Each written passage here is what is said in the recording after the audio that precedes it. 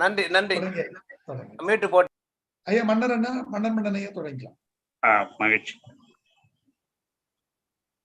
வைய மணற்பிழம்பாய் வட்டமிட்டு அந்நாளில் பைய குளிர்ந்து கல்லான தொன்னாடாம் மனித பைங்கூழை வார்த்தெடுத்த எந்நாடே. அணிசை கண்டங்கள் 5 மழ அடிநாளில் எம்மொழியும் தோன்றா இருள் நாளில் எம்முளத்தை செங்கதிராய் உதித்தெழுந்து உயிர் வளர்த்த செம்மொழி. பனிக்கடலும் பாழ் நெருப்பும் பகைவர்களும் இடரளித்தும் கனிக்குலையாய் அமிர்தூற்றாய் முக்கழக கடல் தந்த முத்தாம் தொல் காப்பியமாய் 18 திருக்குறள் சேர் 14 கீழ்கணக்காய் காப்பியங்கள் ஈரைந்தாய் வந்திசைத்த தமிழனங்கே வையத்தின் தாய்மொழியே செந்தமிழே வணங்குகிறேன். சான்றோர் தளம் மற்றும் பன்னாட்டு பயன்பாட்டு தமிழ் குழுமம் இணைந்து வழங்குகின்ற மின்னூல் வெளியீட்டு அரங்கம் 52வது அமர்வில் சந்தித்திருக்கிற அத்தனை பெருமக்களையும் அவையில் இருக்கிற சான்றோர் பெருமக்களையும் வணங்கி மகிழ்கிறேன். திருவள்ளுவர் ஆண்டு 2053 துளை திங்கள் 29ஆம் நாள் 15/11/2022 செவ்வாய்க்கிழமை இன்றைய சான்றோர் தளத்தின் மின்னூல் வெளியீட்டு நிகழ்விற்காக எடுத்துக் கொள்ளப்பட்டிருக்கிற நூல் இளம் பெரியார் என்று திராவிட இயக்கத்தால் போற்றப்பட்ட திராவிடர் முன்னேற்ற கழகம் என்கிற அரசியல் கட்சியின் தொடக்க காலத்திலிருந்து பவுண்டர் என்று சொல்வார்களே அந்த நிர்வாகிகளில் ஒருவராக இருந்த நாவலர் நெடுஞ்செழியன் அவர்கள் எழுதிய திருக்குறளும் மனுதர்மமும் என்கிற நூல் இக்காலை சூழலில் மிகச்சரியாக இந்த அரங்கம் தன்னுடைய ஆய்விற்கு எடுத்துக்கொண்டு மின்னூலாக வெளியில் இருக்கிறது. இந்த நிகழ்விற்கு அறம் பதிப்பகத்தின் உரிமையாளரும் பௌத்த அறிஞருமாக இருக்கிற அறம் மா அமரேசன் அவர்கள் தலைமை ஏற்ற இசைவளித்திருக்கிறார்கள். நிகழ்வில் முனைவர் ஷாலினி ஜெராட் அவர்கள் வரவேற்புரை வழங்கியிருக்கிறார்கள். வர இருக்கிற பேராசிரியர் நன்னானேசு ரமேஷ் அவர்கள் தமிழிசை வழங்க இருக்கிறார்கள். வழக்கமாக சான்றோர் தளத்தினுடைய இயக்குனர் பாலமுருகன் முனைவர் பாலமுருகன் அவர்கள் தொடக்க உரையாற்றவும், சான்றோர் தளத்தினுடைய நிறுவனர் அறிஞர் அமிர்தம் பீட்டராசன் அவர்கள் நோக்க உரையாற்றவும் இருக்கிறார்கள். இந்த தளத்தினை நமக்கு வழங்கி சான்றோர் தளத்தின் நெறியாளுகையை செய்து கொண்டிருக்கிற சான்றோர் தளத்தை இயக்கி கொண்டிருக்கிற இயக்குநர்களில் ஒருவரும், நானூர் IAS அகாடமியினுடைய இயக்குனரும், தமிழ்நாட்டு அரசின் மாற்றுத்திறனாளிகள் நலவாரிய உறுப்பினருமாகிய முனைவர் தமிழ் ஈரன் அவர்கள் வாழ்த்துரை வழங்க இசைந்திருக்கிறார்கள். அதேபோல் நன்னன்குடி ஔவை அம்மா அவர்களும் வாழ்த்துரை வழங்க இருக்கிறார். இந்த மிகச்சிறந்த நூலினை திறனாய்வு செய்வதற்கு முனைவர் விழிகள் சி ராஜ்குமார் அவர்கள் வருகின்றிருக்கிறார்கள். அவர் குத்தாலம் முத்தமிழ் அறிவியல் மன்றத்தினுடைய செயலராகவும் பல்வேறு படைப்பு ஆளுமைகளாகவும் செயல்பட்டு கொண்டிருக்கிற ஒரு சிறந்த ஆளுமை. அவர் இந்த நூலினை திறனாய்வு செய்ய இருக்கிறார்கள். இன்றும் இந்த நிகழ்விலே பங்கெடுத்துக் கொண்டிருக்கிற அத்தனை பெருமக்களையும் வருக வருக என்று வரவேற்று வரவேற்புரை ஆற்றுவதற்காக முனைவர் ஷாலினி ஜெரால்ட் அவர்களை அன்போடு அழைக்கிறேன்.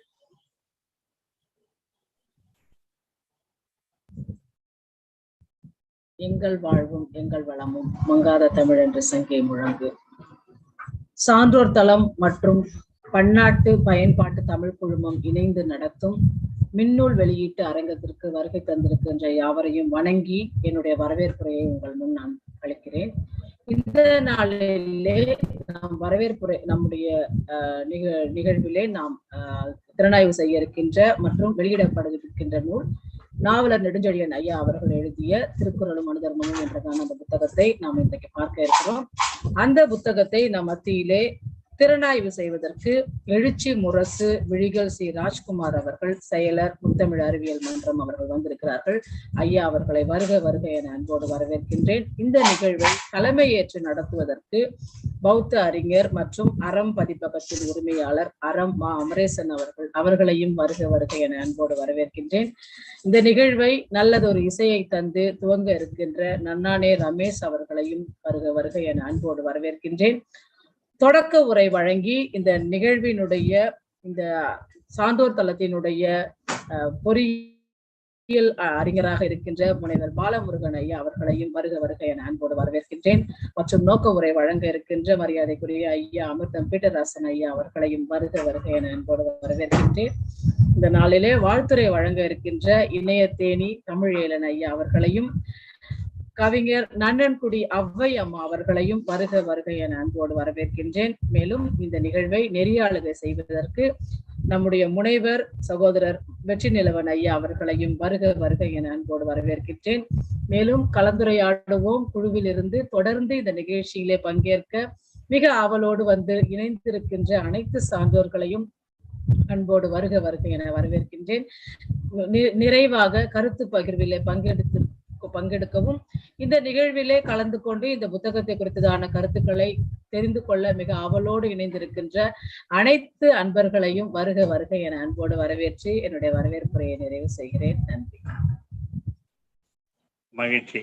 சிறப்பான ஒரு வரவேற்புரை நல்கிய முனைவர் ஷாலினி ஜெரால்ட் அவர்களுக்கு நெஞ்சார்ந்த நன்றியினை தெரிவித்துக் கொண்டு நிகழ்வினுடைய தலைமையேற்றிருக்கக்கூடிய அறம் பதிப்பகத்தினுடைய உரிமையாளர் அறம் மா அமரேசன் அவர்கள் தன்னுடைய தலைமை உரை ஆற்றுவார்கள்.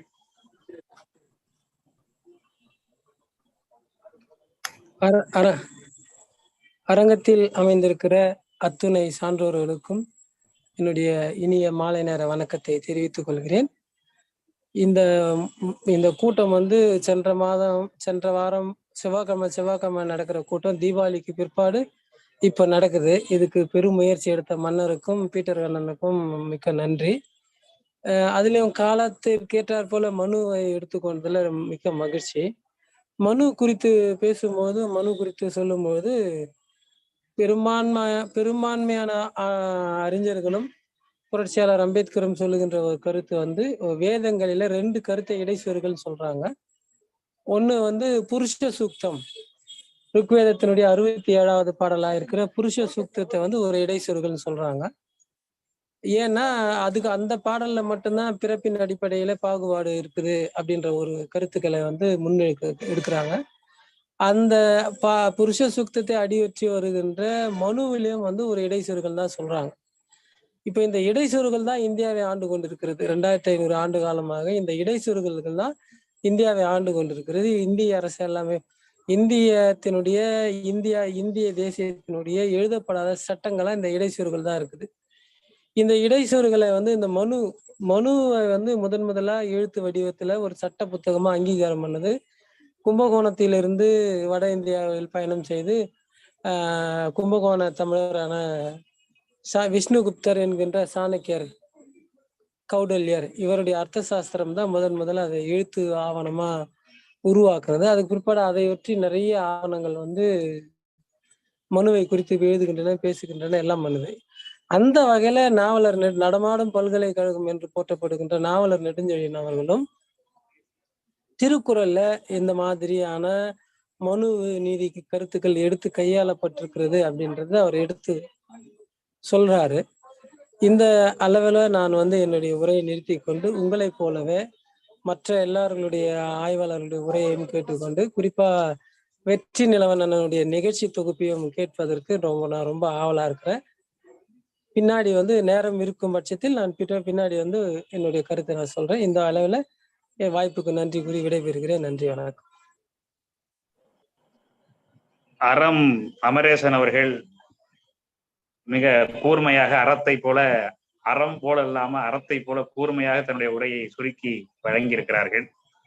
அவர்களுக்கு நன்றியினை தெரிவித்துக் கொண்டு, ஏனென்றால் திறனாய்வு செய்ய இருக்கிற நம்முடைய முனைவர் வெளியல் ராஜ்குமார் அவர்களும் இன்னும் அரங்கத்தில் இருக்கிற சான்றோர் பெருமக்களும் இந்த நூல் சார்ந்த கருத்தினை பகிர இருப்பதால் அவர் இப்பொழுது முதல் சுற்றில் தன்னுடைய உரையை சுருக்கமாக முடித்திருக்கிறார். அவருக்கு நெஞ்சார்ந்த நன்றியினை சொல்லி, ஐயா பாலமுருகன் இருக்காரா?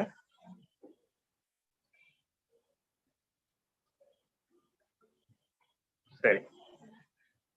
இப்ப நோக்க உரையாற்றுவதற்காக சான்றோர் தளத்தின் நிறுவனர் பொறிஞர் அமிர்தர் பீட்டர் ராஜன் ஐயா அவர்களை அன்போடு அழைக்கிறேன். அனைவருக்கும் வணக்கம். முத்து தமிழ் படைத்து 3 நெறி வளர்த்து கத்தும் கடல் மீது களம் கொண்டு வலம் வந்த தமிழனை என்ற தமிழ் தாய்க்கு வணக்கம். அவையில் உள்ள சான்றோர் பெருமக்கள் அனைவருக்கும் என்னுடைய வணக்கம். குறிப்பாக இலக்கிய சூரியன் என்று இப்போது அழைக்கப்படுகின்ற தமிழியலன் ஐயா அவர்களையும், நெய்வேலி ஞானசேகரன் ஐயா அவர்களையும், பல்துறை வல்லுநர் ஷாலினி ஜெரால்ட் அம்மா அவர்களையும், நூலை குறித்து தன்னுடைய திறனாய்வு கருத்துக்களை கூற இருக்கின்ற முனைவர் விழிகள் ராஜ்குமார் அவர்களையும், தலைமையேற்று நடத்தி கொண்டிருக்கின்ற புத்த நெறியாளர் அரம்மா அமரேசன் அவர்களையும், நிகழ்ச்சிக்கு வந்திருக்கின்ற பிற நண்பர்கள் முத்து, மோகன், வைரக்கண்ணு, ராஜலட்சுமி, சுதர்சன், சம்பத்குமார், கலைச்செல்வன், கோ சக்கரபாணி போன்ற அனைத்து சான்றோர் பெருமக்களையும் வணங்கி சான்றோர் தளத்தை பற்றிய சிறிய கருத்துக்களை கூற இருக்கிறேன். சான்றோர் தளம் என்பது தமிழ் இலக்கிய நெறியில் வாழும் அறிவியல், பொறியியல், பொருளாதார, இலக்கிய, இயற்கை ஆர்வலர்களின் கூட்டமைப்பாகும். இது 1992ஆம் ஆண்டு முதல் இயங்கி வரும் அனல் மின் இலக்கிய வட்டத்தின் ஒருங்கிணைந்த வளர்ச்சியில் தோன்றிய புதிய குழுமம் ஆகும். மேலும் இது இலக்கிய துறையிலும் சமூக தொண்டிலும் தொடர்ந்து பயணிக்கும் வல்லுநர்கள், இயற்கை ஆர்வலர்கள், புகைப்பட கலைஞர்கள், எழுத்தாளர்கள் மற்றும் ஆசிரியர்களின் கையாளுதலுக்காக அடித்தளமாக ஜூன் 2020 நிறுவப்பட்டது. இந்த தளத்தின் கொள்கைகள் நெறியாளர்களின் ஆளுமைக்குரிய நேரிய வழிகாட்டலில் நம் மக்களுக்கான தற்சார்பு தகவல் தொழில்நுட்ப தளமாக இயங்கி வருகிறது. இது எளிய மனிதர்கள் தாங்களும் தங்களுடைய நூல்களை வெளியிடவும், உலக அளவில் தங்களுடைய நூல்களை அறிமுகப்படுத்திக் கொள்ளவும் ஒரு தளமாக இந்த தளம் இயங்குகிறது. நாம் இன்றைக்கு எடுத்துக்கொண்ட நூலை பற்றி என்னுடைய கருத்துக்களை சில கூற விரும்புகிறேன். நான் சென்ற மாதம் ஜோர்டான், இஸ்ரேல், எகிப்து போன்ற நாடுகளுக்கு சென்று வந்தேன். இஸ்ரேலுக்கு சென்ற போதுதான் அங்கு பாலஸ்தீனர்களுக்கும் இஸ்ரேல் மக்களுக்குமான இடைவெளி எப்படி இருக்கிறது என்று பார்க்க முடிந்தது. இயேசுநாதர் பிறந்த இடமான பெத்லகேம் பாலஸ்தீன பகுதியில் இருக்கிறது. இயேசுநாதர் இறந்த இடமான எருசலேம் இஸ்ரேல் பகுதியில் இருக்கிறது. இஸ்ரேலியர்கள் தாங்கள் விருப்பப்பட்டது போல பாலஸ்தீனத்திற்குள் போய் சென்று வர முடியும். ஆனால் பாலஸ்தீனர்கள் யாரும் இஸ்ரேலுக்குள் தாங்களாக வர முடியாது. அதற்கு முன் அனுமதி தேவை. எல்லா விதமான போக்குவரத்து, பேருந்தாக இருக்கட்டும் அல்லது கார் போன்ற இந்த டாக்ஸி போன்ற விஷயங்களாக இருக்கட்டும், எல்லாவற்றிற்கும் அவர்கள் இஸ்ரேலை சார்ந்து இஸ்ரேலுடைய அனுமதியை பெற வேண்டியதா இருக்கிறது. பாலஸ்தீனத்தில் அவ்வாறு இல்லை. பாலஸ்தீனம் எந்த விதமான கட்டுக்கோப்பும் இல்லாத, அரசமைப்பு இல்லாத ஒரு இடம் போல தோன்றுகிறது. ஆக ஒரு ஒடுக்கப்பட்ட இனத்தினுடைய தோற்றத்தினுடைய தொடக்கம், ஒடுக்கப்பட்ட இனம் தோன்றுவது எப்படி என்பதை தெரிந்து கொள்ளலாம் என்றால் இன்றைக்கு இருக்கிற பாலஸ்தீனத்தை தெரிந்து கொள்ளலாம். அடக்குமுறை, ஒரு நம்ம நாட்டில் இருக்கிற இந்த ஜாதிய அடக்குமுறைகள் எல்லாம் இப்ப நம்ம அதிகமா பேசிட்டு இருக்கோம் இல்லையா, இதெல்லாம் பிராக்டிகலா பார்க்கணும். இன்னைக்கு எப்படி அது தோன்றுகிறது அப்படின்னு தெரிஞ்சுக்கணும்னாக்கா இன்னைக்கு இருக்கிற பாலஸ்தீனத்துல போய் பார்த்தா தெரியும். ஏனென்றால் அவர்களுக்கான கல்விக்கான கட்டமைப்பு சிதைக்கப்படுகிறது, அவருடைய வியாபாரத்துக்கான கட்டமைப்புகள் சிதைக்கப்படுகின்றது. அவர் வெளிநாட்டுக்கெல்லாம் போயிட முடியாது. இந்த பாலஸ்தீனம் முழுமையாக இஸ்ரேல் முழுவதும் பாலஸ்தீனமாக இருந்தது 1948ஆம் ஆண்டு இந்த 2ஆம் உலக போர் முடிகிற காலத்துல நமக்கு பிரிட்டிஷ்காரங்க எப்படி சுதந்திரத்தை கொடுத்தாங்களோ அதே மாதிரி அவங்களுக்கும் சுதந்திரத்தை கொடுத்துட்டு ஒரு இஸ்ரேல் என்ற ஒரு பகுதியை உருவாக்கி கொடுத்துட்டு போயிட்டாங்க. அப்படி அவங்க செய்த அந்த சிக்கல்கள் இன்னைக்கு கொஞ்சமா இருந்த அந்த இஸ்ரேல் பகுதி மிகப்பெரிய பரப்பளவை எடுத்துக்கிட்டாங்க. கொஞ்சம் கொஞ்சமா போராட்டம். 1967 ஒரு போராட்டம், அப்புறம் 2018 ஒரு 3 ஆண்டுகளுக்கு முன்பாக அவங்களாவே அவங்க டிக்ளேர் பண்ணிட்டாங்க, இது வந்து யூத மக்களுக்கான நிலப்பரப்பு, இங்க எங்களுடைய சட்டங்கள் தான் சொல்லிட்டு அவங்களாவே டிக்ளேர் பண்ணிட்டாங்க. அதை எந்த நாடுகளும் எதிர்க்கல. ஆக்சுவலா எல்லாரும் கண்டனம் தெரிவிச்சாங்க. கண்டனம் தெரிவிச்சுட்டு அதை அப்படியே ஏத்துக்கிட்டாங்க. அப்படிதான் அது இன்னைக்கு வரைக்கும் இருக்கு. 3 ஆண்டுகளாக அப்படிதான் இருக்கு. இது போன்ற ஒரு சூழலைத்தான் இந்தியாவில் ஏற்படுத்துவதற்கு அந்த ஒரு முன்னோட்டம் போல அது நடந்து முடிந்திருக்கிறது. இஸ்ரேலுக்கும் இல்லாட்டி அங்க இருக்கிற யூதர்களுக்கும் இங்க இருக்கிற பிராமணர்களுக்கும் என்ன தொடர்பு அப்படின்னாக்கா, விவிலிய காலத்தில் வந்து தொடக்கம் நிறைய செய்திகள் ஒத்து போகுது. பிராமணர்கள் மட்டும்தான் அவங்க மட்டும்தான் பிறப்பில் மட்டுமே பிராமணர்களா இருக்க முடியும். அதாவது வைதிகத்தை சார்ந்தவர்கள், வைதிக சமயத்தை சார்ந்தவர்கள் பிறப்பின் அடிப்படையில் மட்டுமே. யூதர்கள் அப்படித்தான். யூத மதத்தில் நீங்க இருக்கணும்னாக்கா நீ யூதனா பிறக்கணும். வேற யாரும் யூத மதத்துக்கு கன்வெர்ட் ஆயிட முடியாது. அதே மாதிரி சனாதன மதத்துக்கு, இந்து மதத்தை விட்டுருங்க, இந்து மதம்ன்றது இப்ப பயன்படுத்துகின்ற வார்த்தை, சனாதன மதத்துக்கு அல்லது வைதிக மதத்துக்கு அல்லது பிராமண மதத்துக்கு நீங்க மாறணும்னாக்கா நீங்க பிராமண பிறந்தா மட்டும்தான் முடியும். பிறப்பின் அடிப்படையில் மட்டுமே அது இருக்கிறது. அதுக்குள்ள யாரும் உள்ள நுழைஞ்சிட முடியாது. இன்று அரசியலுக்காக அவர்கள் இந்து மதம் என்று சொல்லி எல்லாரையும் ஒன்னா இருக்கிற மாதிரி காட்டுறாங்களே ஒழிய, பிராமண மதம், வைதிக மதம் அதுக்குள்ள யாரும் உள்ள நுழைய முடியாது. யூத மதமும் அப்படிதான். உலகத்திலேயே யூத மதத்திலையும் பிராமண மதத்திலையும் மட்டும்தான் கோத்திரங்கள் இருக்குது இன்னைக்கும். அந்த கோத்திரங்களை கடைபிடித்துக் கொண்டிருக்கிறார்கள். அந்தந்த கோத்திரங்களுக்கு கட்டுப்பாடுகள் இருக்கிறது. இந்த மாதிரியான சிமிலாரிட்டிஸ் எல்லாம் இருக்கு. இன்னைக்கும் பிராமின்ஸுக்கு யாரோடாச்சும் திருமண உறவு கொள்ளலாம் என்றால் அவங்க யூதரோடு திருமண உறவு கொள்வதற்கு அவங்க மகிழ்ச்சியாவே இருப்பாங்க. எங்களுக்கும் அவங்களுக்கும் பெரிய வேறுபாடு இல்லைன்றது போல. ஆக அவங்களுடைய கருத்தாக்கங்கள் அப்படியே இந்தியாவிலும் பின்பற்றுவதற்கான முயற்சிகள் நடைபெற்றுக் கொண்டிருக்கிற இந்த காலகட்டத்தில் இந்த நூல் நாம ஆய்வுக்கு எடுத்துக் கொண்டிருக்கிறோம். இந்த நூலை பற்றி ஏறத்தாழ 40 அல்லது 50 ஆண்டுகளுக்கு முன்பாகவே நாவலர் நெடுஞ்செழியன் அவர்கள் ஆய்வு செய்து தன்னுடைய கருத்துக்களை தெளிவாக கூறியிருக்கிறார்கள். அதை நம்முடைய முனைவர் விழிகள் ராஜ்குமார் எந்த கண்ணோட்டத்தில் தர இருக்கிறார் என்பதை தெரிந்து கொள்வதற்காக நாம் அனைவரும் காத்திருக்கிறோம். அந்த காத்திருப்பை தெரிவித்துக் கொண்டு என்னுடைய உரையை முடித்துக் கொள்கிறேன். நன்றி. மகிழ்ச்சி. தன்னுடைய வெளிநாட்டு பயணத்தை ஒரு இறை வழிபாட்டு பயணமாக மட்டுமன்றி ஒரு வரலாற்று தடங்களில் சார்ந்து தன்னுடைய ஆய்வு நோக்கிலும் அவற்றை கூர்ந்து கவனித்து ஒரு சமூக தளத்தில் அங்கே நிகழ்கிற மாற்றங்களை தன்மையப்படுத்தி இதை இங்கே நம்முடைய அரங்கத்திலே கொண்டு வந்து வழங்கி இருக்கிற சான்றோர் தளத்தினுடைய நிறுவனர் ஐயா அமிர்தம் பீட்டராஜன் அவர்களுக்கு நெஞ்சார்ந்த நன்றியினை சொல்லி, இந்த நிகழ்விற்கு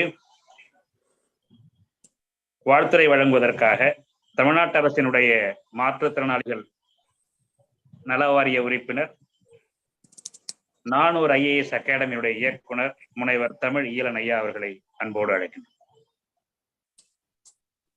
கல் தேய்த்து தீகண்ட காலம் தொட்டு, கல்வெட்டு ஓலைகளின் வடிவம் தொட்டு, நல்ல சொல் தொட்டு நிற்கின்ற தமிழ் தாயை உன் தாழ் தொட்டு பணிகின்றேன் வாழ்த்திடம்.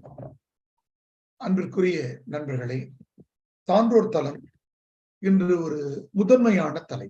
ஐயா நெய்வேலி ஞானசேகரன் அவர்கள் நிகழ்ச்சியை தொடங்குவதற்கு முன்பே குறிப்பிட்டதை போல இன்றைக்கு மிக தேவையான ஒரு தலைப்பிலான நூலை முன்னெடுத்துக் கொண்டிருக்கிறார்கள். அதற்காக எனது வாழ்த்துகளையும் வணக்கங்களையும் தெரிவித்துக் கொள்கிறேன். நண்பர் பீட்டராசன் அவர்கள் சொன்னதை போல ஒரு 30 ஆண்டுகள் முன்பு தமிழகத்தின் எந்த அரசு துறையிலும் இல்லாத அளவுக்கு மின்வாரியத்தில் மேட்டூர் அனல் மின் நிலையத்தில் பணியாற்றி கொண்டிருந்த பல்வேறு நண்பர்கள், ஒத்த சிந்தனை உடையவர்கள் ஒன்று சேர்ந்து நடத்திய அமைப்பின் நீட்சியாக இன்று சான்றோர் தளம், கலந்துரையாடுவோம் போன்ற அமைப்புகள் கிளை விட்டு நிற்கின்றன என்பதை மகிழ்ச்சியோடு நாம் பார்க்கிறோம். அந்த அடிப்படையில் பீட்டராசனுடைய இடைவிடாத பணிகளுக்கு எனது அன்புகள் இந்த வணக்கங்களை தெரிவித்துக் கொள்கிறேன். அவரோடு தொடர்ந்து இருந்து இயங்கிக் கொண்டிருக்கிற அன்பிற்குரிய நண்பர் மன்னன் அவர்களுக்கும் அன்பிற்குரிய பாலமுருகன் அவர்களுக்கும் எனது அன்பு கனிந்த வணக்கம். சாக்ரட்டிஸ் சக்கையா அவர்கள் வர இயலாத நிலையில் என் மீது பேரன்பு பொருந்தி இருக்கிற அறம் பதிப்பகத்தினுடைய உரிமையாளர், அன்பிற்கும் மதிப்பிற்கும் உரிய புத்த நெறி அறிஞர் அமரேசன் அவர்கள் இன்று தலைமை உரை வழங்கினார்கள். கிட்டத்தட்ட தலைமை உரை அவர் ஒரு 10 நிமிடம் பேசுவார் என்று நான் நினைத்தேன். ஆனால் ஒரு 2-3 நிமிடங்களில் தொடங்கினார். இணைப்புரை தந்து கொண்டிருக்கிற அன்பிற்குரிய தனித்தமிழ் கவிஞர் மன்னன் சொன்னார், அது தொடக்க உரை, மீண்டும் அவருக்கு நிறைவுரை வாய்ப்பு தரப்படும் என்று. எனவே அமரேசன் அவர்களுக்கு எனது அன்பு புரிந்த வணக்கங்களை சொல்லி மகிழ்கிறேன். வரவேற்புரை வழங்கி இருக்கிற கலந்துரையாடும் குழுவினுடைய பெருமைக்குரிய அடையாளங்களில் ஒருவராகிய ஷாலினி ஜெரால்ட் அவர்களுக்கு எனது அன்புகள் இந்த வணக்கம். அது போலவே இன்றைக்கு நாம் எல்லோரும் விழிகள் ராஜ்குமார் அவர் உரையை கேட்க அணியமாகி கொண்டிருக்கிறோம். முத்தமிழ் அறிவியல் மன்றத்தினுடைய செயலாளர் இன்று நூலை திறனாய்வு செய்ய இருக்கிறார். அவருக்கு அன்புகள் இந்த வணக்கங்கள். நிகழ்ச்சிக்கு சற்று தாமதமாக வர இருக்கிற அன்பிற்குரிய நண்பர்கள் வெற்றி நிலவன் அவர்கள், நன்னன்கொடி அவ்வை அவர்கள், பாடகர் அன்பிற்குரிய ரமேஷ் அவர்கள் உள்ளிட்ட அனைவருக்கும் எனது அன்பான வணக்கங்களை சொல்லி மகிழ்கிறேன்.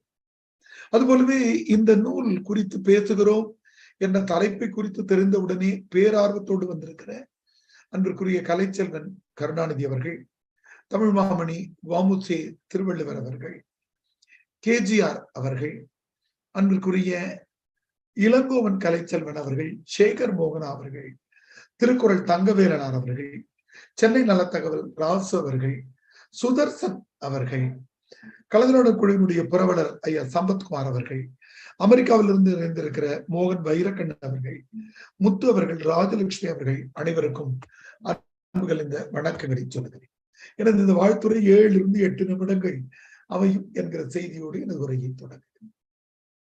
இன்னைக்கு எழுச்சி தமிழர் அவர்களோடு நாம் அறிவோம் என்றாலும் அவரோடு நெருங்கி பழகுகிற வாய்ப்பை ஏற்படுத்தி தந்ததில் அன்பிற்குரிய நண்பர் மன்னன் அவர்களுக்கு முகாமையான இடம் இருக்கிறது. கிட்டத்தட்ட 3 அழைப்பிதழ்களிலே எனது பெயரை அவர் குறித்து ஐயாவோடு ஒன்றாக உட்கார வைத்து பேசுகிற வாய்ப்பை எனக்கு ஏற்படுத்தி தந்தார்கள். ஒரு நிகழ்ச்சியில் நேர மாற்றம் இருந்தபோது ரேவதி அழகர் சாமி அம்மாவுடைய நிகழ்ச்சியில் என்னால் கலந்து கொள்ள முடியாமல் போனது. ஆனால் மன்னன் அவர்களுடைய நிகழ்விலேயும் அவரது தந்தையார் ஐயா ஆப்பா தமிழன்பன் அவருடைய நிகழ்விலேயும் கலந்து கொண்டேன். அன்றைக்கு எழுச்சி தமிழர் மனு நூலிலே இடம்பெற்றிருக்கிற பெண்களுக்கு எதிரான செய்திகள், அடித்தட்டு மக்களை குறித்து சூத்திரர்களை குறித்தும் எழுதியிருக்கிற அந்த நூற்பாக்கள் எந்த பகுதியில் அமைந்திருக்கின்றன, அவற்றுக்கான தமிழ் விளக்கங்கள் என்ன என்பதை லட்சக்கணக்கில் அச்சிட்டு தமிழகம் எங்கும் இலவசமாக வழங்குகிற பணியை அன்றுதான் தொடங்கினார். அப்பா தமிழன்பன் அவருடைய நூல் வெளியிட்ட அதே நாளில் அந்த பணி தொடங்கியது. தொடர்ந்து விடுதலை சிறுத்தைகள் கட்சியில் இருக்கிற அன்பிற்குரிய நண்பர்கள் பலரும் அதை கோயம்பேடு பேருந்து நிலையங்களிலே தமிழகம் முழுவதும் வழங்கி கொண்டிருக்கிற படங்களை நம்மோடு பகிர்ந்து கொண்டார்கள். ஒரு செயல் நிகழ்கிற போது, மாந்தரையத்திற்கு எதிரான செயல் நிகழ்கிற போது அதற்கு எதிர்வினை ஆற்றாமல் இருந்தால் நாம் படித்துக் கொண்டிருக்கிற படிப்போ நாம் செய்து கொண்டிருக்கிற செயலோ எந்த கவனமும் பெறாமல் சென்று விடுகிறது என்று பொருள். அறிவினால் ஆகுவது உண்டோ, பிரிதின் நோய் தன்னோய் போல் போற்றாக்கடை என்பது திருவள்ளுவர் எழுதியிருக்கிற குறள்களிலே முதன்மை இடம் தர வேண்டிய குறள் என்று என்னுடைய மாணவ நண்பர்களிடத்திலே நான் சொல்லிக் கொண்டே இருந்தேன். வள்ளுவரை பார்க்கிறேன், அவரிடத்தில் நான் சொல்கிறேன், பொறியியல் படித்திருக்கிறேன், 3 மொழியிலே முதுகலை படித்திருக்கிறேன், நெட் தேர்வு தேர்ச்சி அடைந்திருக்கிறேன், எல்லாம் சரி. அவர் கேட்கிறார், சூத்திரர்கள் என்று நீ அருகிலே வாழ்ந்து கொண்டிருக்கிற அந்த நிலப்பரப்பிலே உன்னை ஒட்டி இருக்கிற உழைப்பாளி தோழர்களை ஒதுக்கி வைத்துக் கொண்டிருக்கிறதே ஒரு இனம், அவர்கள் மீது நீ அன்பு செலுத்தி இருக்கிறாயா, அவர்களுடைய வலியை உணர்ந்திருக்கிறாயா என்று கேட்கிறார். உணர்ந்திருக்கிறேன் என்று சொன்னால் என்னை அறிவாளி என்று ஏற்றுக்கொள்கிறார். உணர்ந்திருக்கவில்லை என்றால் அறிவினால் ஆகுவது உண்டோ என்று கேட்டு என்னை ஒதுக்கி விடுகிறார். நான் எவ்வளவு பட்டங்கள் வாங்கியிருந்தான்.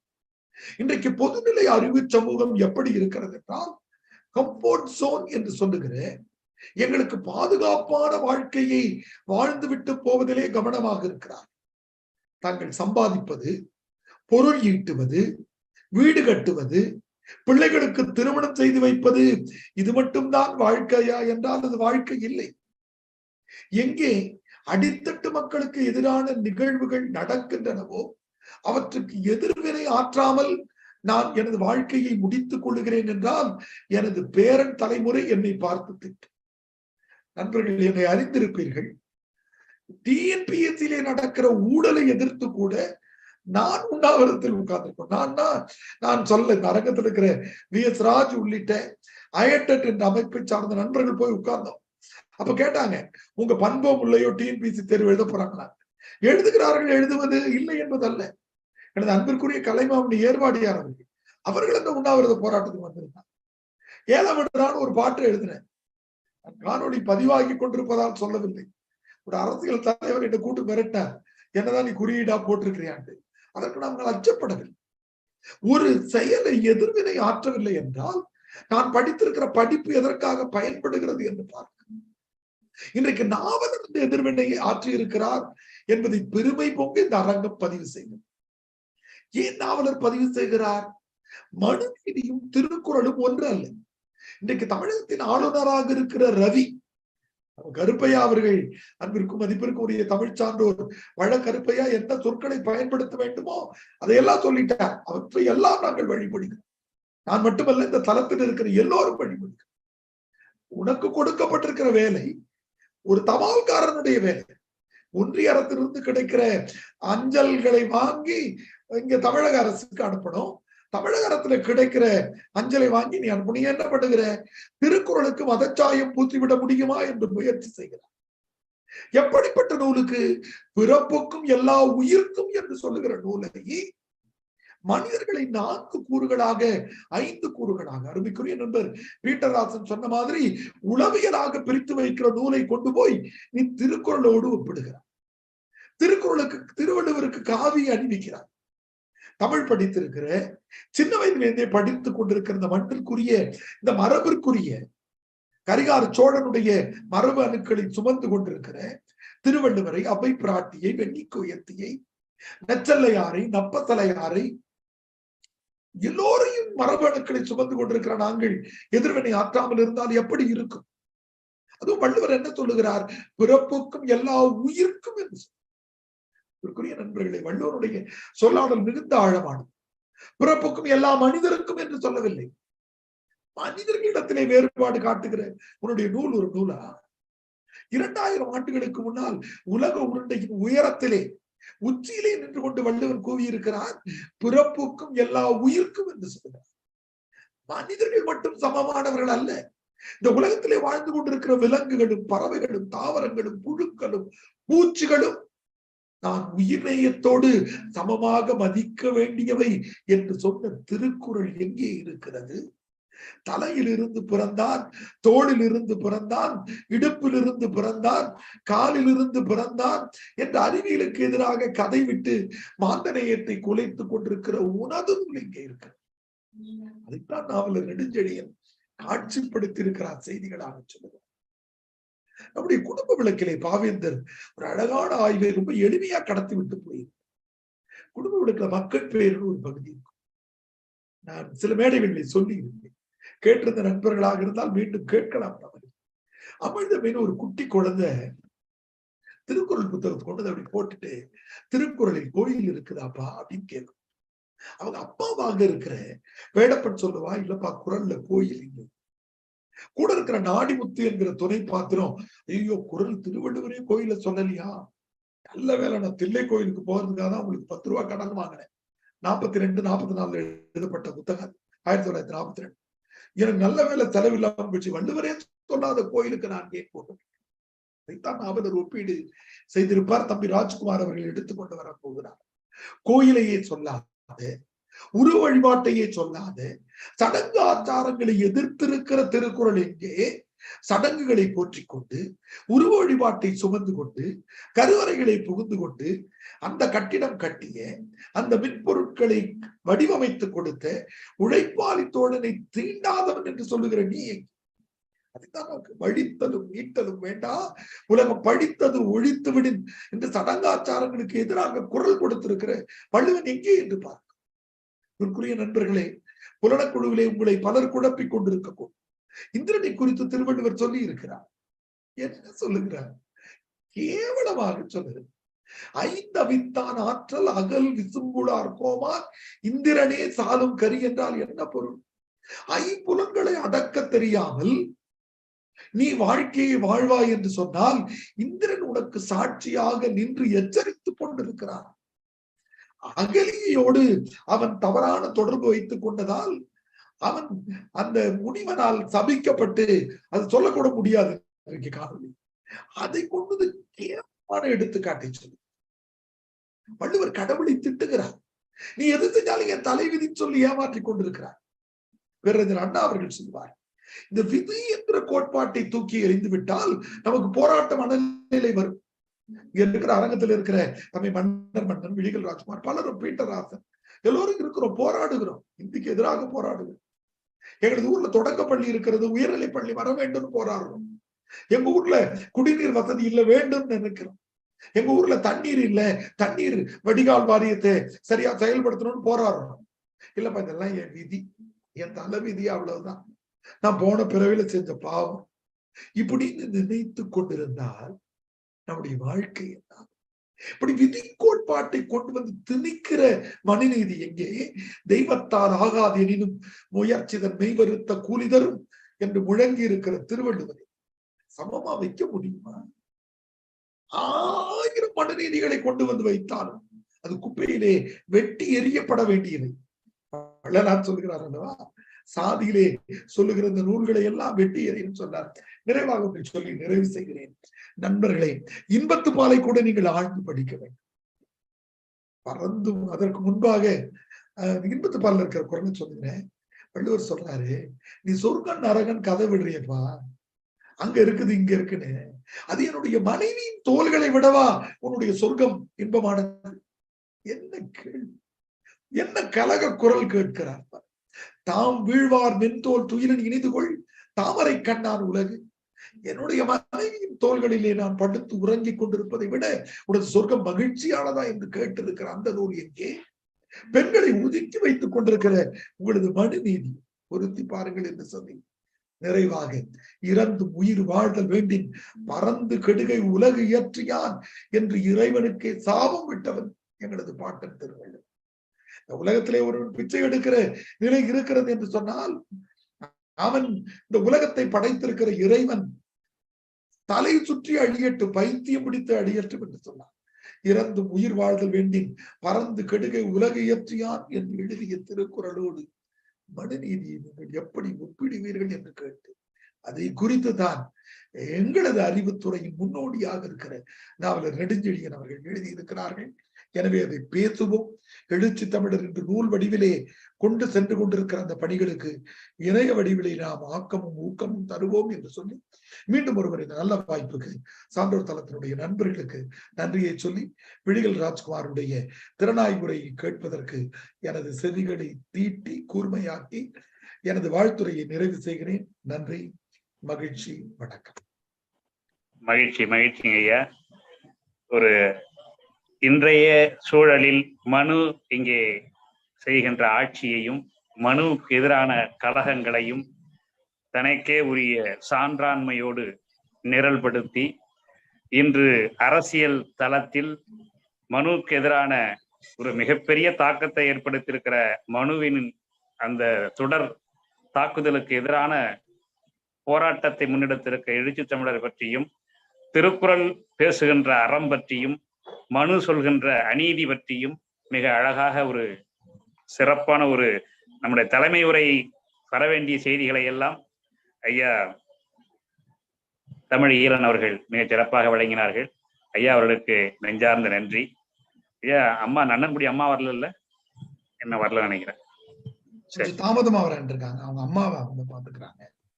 நேரம் நம்ம அதுக்கு நிகழ்வு போயிடலாம். மகிழ்ச்சி.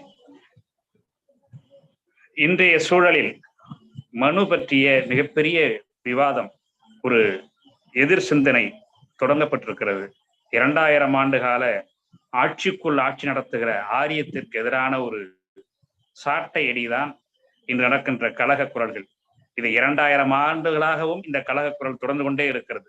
சற்றொப்ப 2500 ஆண்டுகளாக புத்தர் காலத்தில் இருந்து அதற்கான கழக குரல் நடந்து கொண்டே இருக்கிறது. அவற்றில் மிகப்பெரிய ஒரு அடையாளமாக தமிழின் அறமாக இருக்கிற, சில ஆண்டுகளுக்கு முன்னால் நான் எழுதிய ஒரு நறுக்கு திருக்குறள், ஒரே நூலில் உலகுக்கே ஆடை நெய்தவன் திருவள்ளுவன் என்று எழுதியிருந்தேன். ஒரே நூலில் உலகுக்கே ஆடை நெய்தவன் திருவள்ளுவன். அப்படி மானங்காக்கிற நூலாகவும் நம்முடைய மனக்கோட்டத்தை நிமிர்த்துகிற நூலாகவும் திருக்குறள் இருக்கிறது.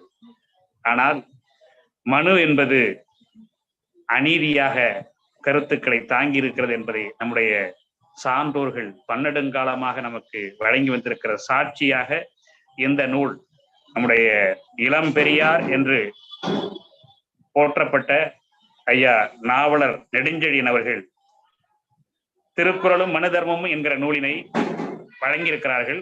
அந்த நூலினை பற்றி திறனாய்வு செய்வதற்காக புத்தாலம் முத்தமிழ் அறிவியல் மன்றத்தின் செயலர் முனைவர் விழிகள் சி ராஜ்குமார் அவர்கள் ஒரு சிறந்த திறனாய்வு உரையினை வழங்க இருக்கிறார்கள். வருகின்ற 35 நிமிடங்களுக்கு என்னுடைய உரையை வழங்க இருக்கிறார்கள். விழிகள் ராஜ்குமார் அவர்களை அன்பு பாராட்டி அழைக்கின்றேன்.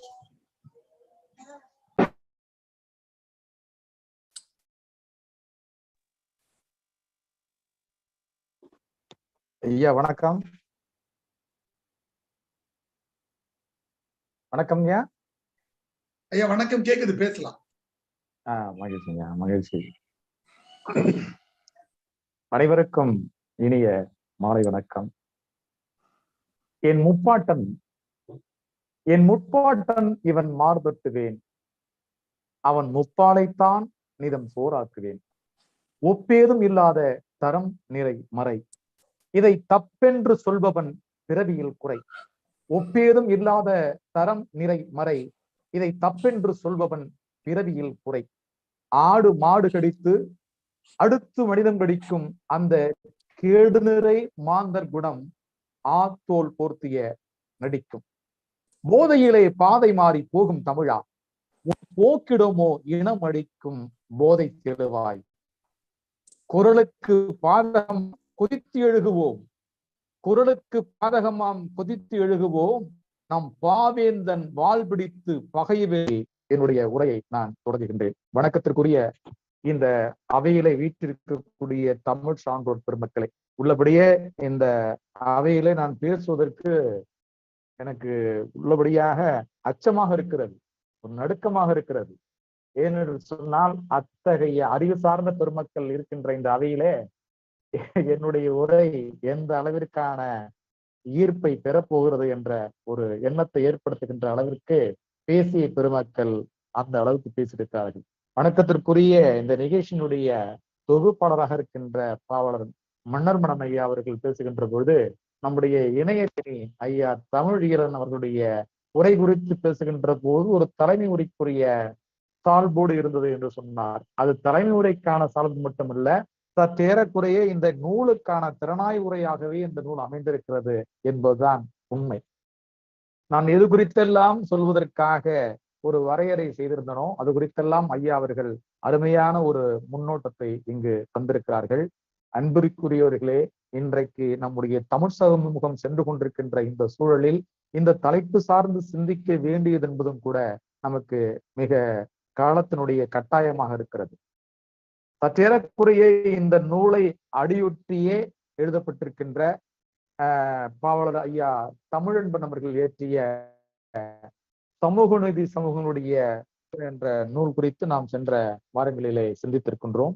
அதனுடைய வழிவந்த ஒன்றாகத்தான் இந்த திறனாய்வு அரங்கம் என்பது கூட இருக்கும் என்பதை நான் நம்புகின்றேன். வணக்கத்திற்குரியவர்களே, யாரோ அடித்து வைத்திருக்கின்ற சுண்ணாம்பு சுவற்றில் எவனோ ஒருவன் வந்து விளம்பரம் செய்வது போல நம்முடைய அறிவாசான் திருவள்ளுவர் இயற்றிருக்கின்ற இந்த திருக்குறள் மீது தன்னுடைய பஞ்சத்தை புகுத்திருக்கிறார்கள் உரை என்ற பெயரில். இதுதான் நான் சொல்ல வருவது. யாரோ அடித்து வைத்திருக்கின்ற சுண்ணாம்பு சுவற்றில் சம்பந்தமே இல்லாமல் எவனோ வந்து விளம்பரம் செய்வது போல தன்னுடைய அறிவு திறத்தால் திருக்குறள் என்ற ஒப்பற்ற இலக்கியத்தை படைத்திருக்கின்ற நம்முடைய வள்ளுவ பேராசனுடைய சிந்தனை மீது மனு என்ற ஒரு மலத்தை திணிக்கின்ற ஒரு பெருமுயற்சியை அந்த ஆரிய கூட்டம் செய்திருக்கிறது. இந்த திருக்குறளும் மனு தர்மமும் என்ற நூலிலே இரண்டாம் பெரியார் என்று தமிழ் கூறும் நல்லுலகால் போற்றப்படுகின்ற ஐயா நாவலர் நெடுஞ்செழியன் அவர்கள் 16 திருக்குறளை எடுத்துக்கொண்டு மனு தர்மத்தோடு அதனை ஒப்பிட்டு எந்த அளவிற்கெல்லாம் இந்த மனு என்பது திருக்குறளை சிதைக்கின்ற வேலைகளை உரை என்ற பெயரில் சிதைக்கின்ற வேலைகளை செய்திருக்கிறது என்பதை இங்கு சுட்டி காட்டியிருக்கிறார். ஒரு 6-7 ஆண்டுகளுக்கு முன்பு கூட இருக்கும் என்று நான் கருதுகிறேன். ஒரு பயிற்சி வகுப்பிலே, தமிழ் பாடம் சார்ந்திருக்கின்ற ஒரு பயிற்சி வகுப்பிலே பயிற்சியை மேற்கொண்ட ஒரு பேராசிரியர் பெருமகனார் சொன்னார், உங்களுக்கு மிக பிடித்த திருக்குறள் உரையாசிரியர் யார் என்ற ஒரு கேள்வியினை கேட்ட பொழுது நான் சொன்னேன், எனக்கு மிக பிடித்த திருக்குறள் உரையாசிரியர் என்று சொன்னால் அது பாவலர் தேவனைய பாவாணருடைய உரை என்று சொன்னேன். அதற்கு அடுத்தபடியாக அரிமா நோக்கு என்ற அடிப்படையிலேயே பொருள் எழுதியிருக்கக்கூடிய உரை எழுதியிருக்கக்கூடிய நாமக்கல் ராமலிங்கம் பிள்ளையினுடைய உரை நான் சொன்னேன். நாமக்கல் ராமலிங்கனுடைய பிள்ளையினுடைய உரை என்பது அரிமா நோக்கில் இருக்கும். அதே போன்று நிச்சயமாக ஒரு அரசியலமைப்பு சட்டத்தை, திருக்குறளை கொண்டு ஒரு அரசியலமைப்பு சட்டத்தை பின்பற்றலாம் என்று சொல்கின்ற அளவிற்கு உரை எழுதியிருக்கக்கூடிய பாவாணருடைய உரை குறித்து நான் சொன்னேன். பாவாணருடைய உரை மிக சிறப்பான உரை என்று சொன்னேன். அப்பொழுது சம்பந்தமே இல்லாத ஒரு தமிழாசிரியர் ஒருவர் என்னிடத்துல சண்டைக்கு வந்தாரு. நீங்க எப்படி பாவாணருடைய உரையை சிறந்த உரை என்று சொல்லலாம்? திருக்குறளுக்கு ஆக சிறந்த உரை என்பது பரிமேலழகர் எழுதிய உரைதான் என்று என்னிடத்தில் சண்டைக்கு வந்தார். எனக்கு அப்பொழுது நான் என்னுடைய கருத்துல ரொம்ப உறுதியா இருந்தேன். அவரும் அவருடைய கருத்துல உறுதியா இருந்தாரு. இருந்தாலும் 2-3 குறட்களை எடுத்துக்கொண்டு இந்த குறளுக்கு பரிமேலழகர் என்ன உரை சொல்லியிருக்கிறார், பாவாணர் என்ன உரை சொல்லியிருக்கிறார் என்று அந்த பயிற்சி கூட்டத்தையே ஒரு விவாத களமாக மாத்தி அவருக்கு எனக்கு ஒரு பேச்சுவார்த்தை இல்லாத அளவிற்கு சென்று விட்டது. அதற்கு பிறகுதான் தெரிந்தது அவர் ஏன் பரிமேலழகரை தூக்கி வைத்துக் கொண்டு என்னிடத்தில் சண்டை போட்டார் என்று சொன்னால், அவர் மனு தர்மவாதி என்பது அதற்கு பிறகு தெரிய வருகிறது. ஒரு ஆரிய சித்தாந்தவாதி, ஆரியர் என்பது அதற்கு பிறகு தெரிய வருகிறது.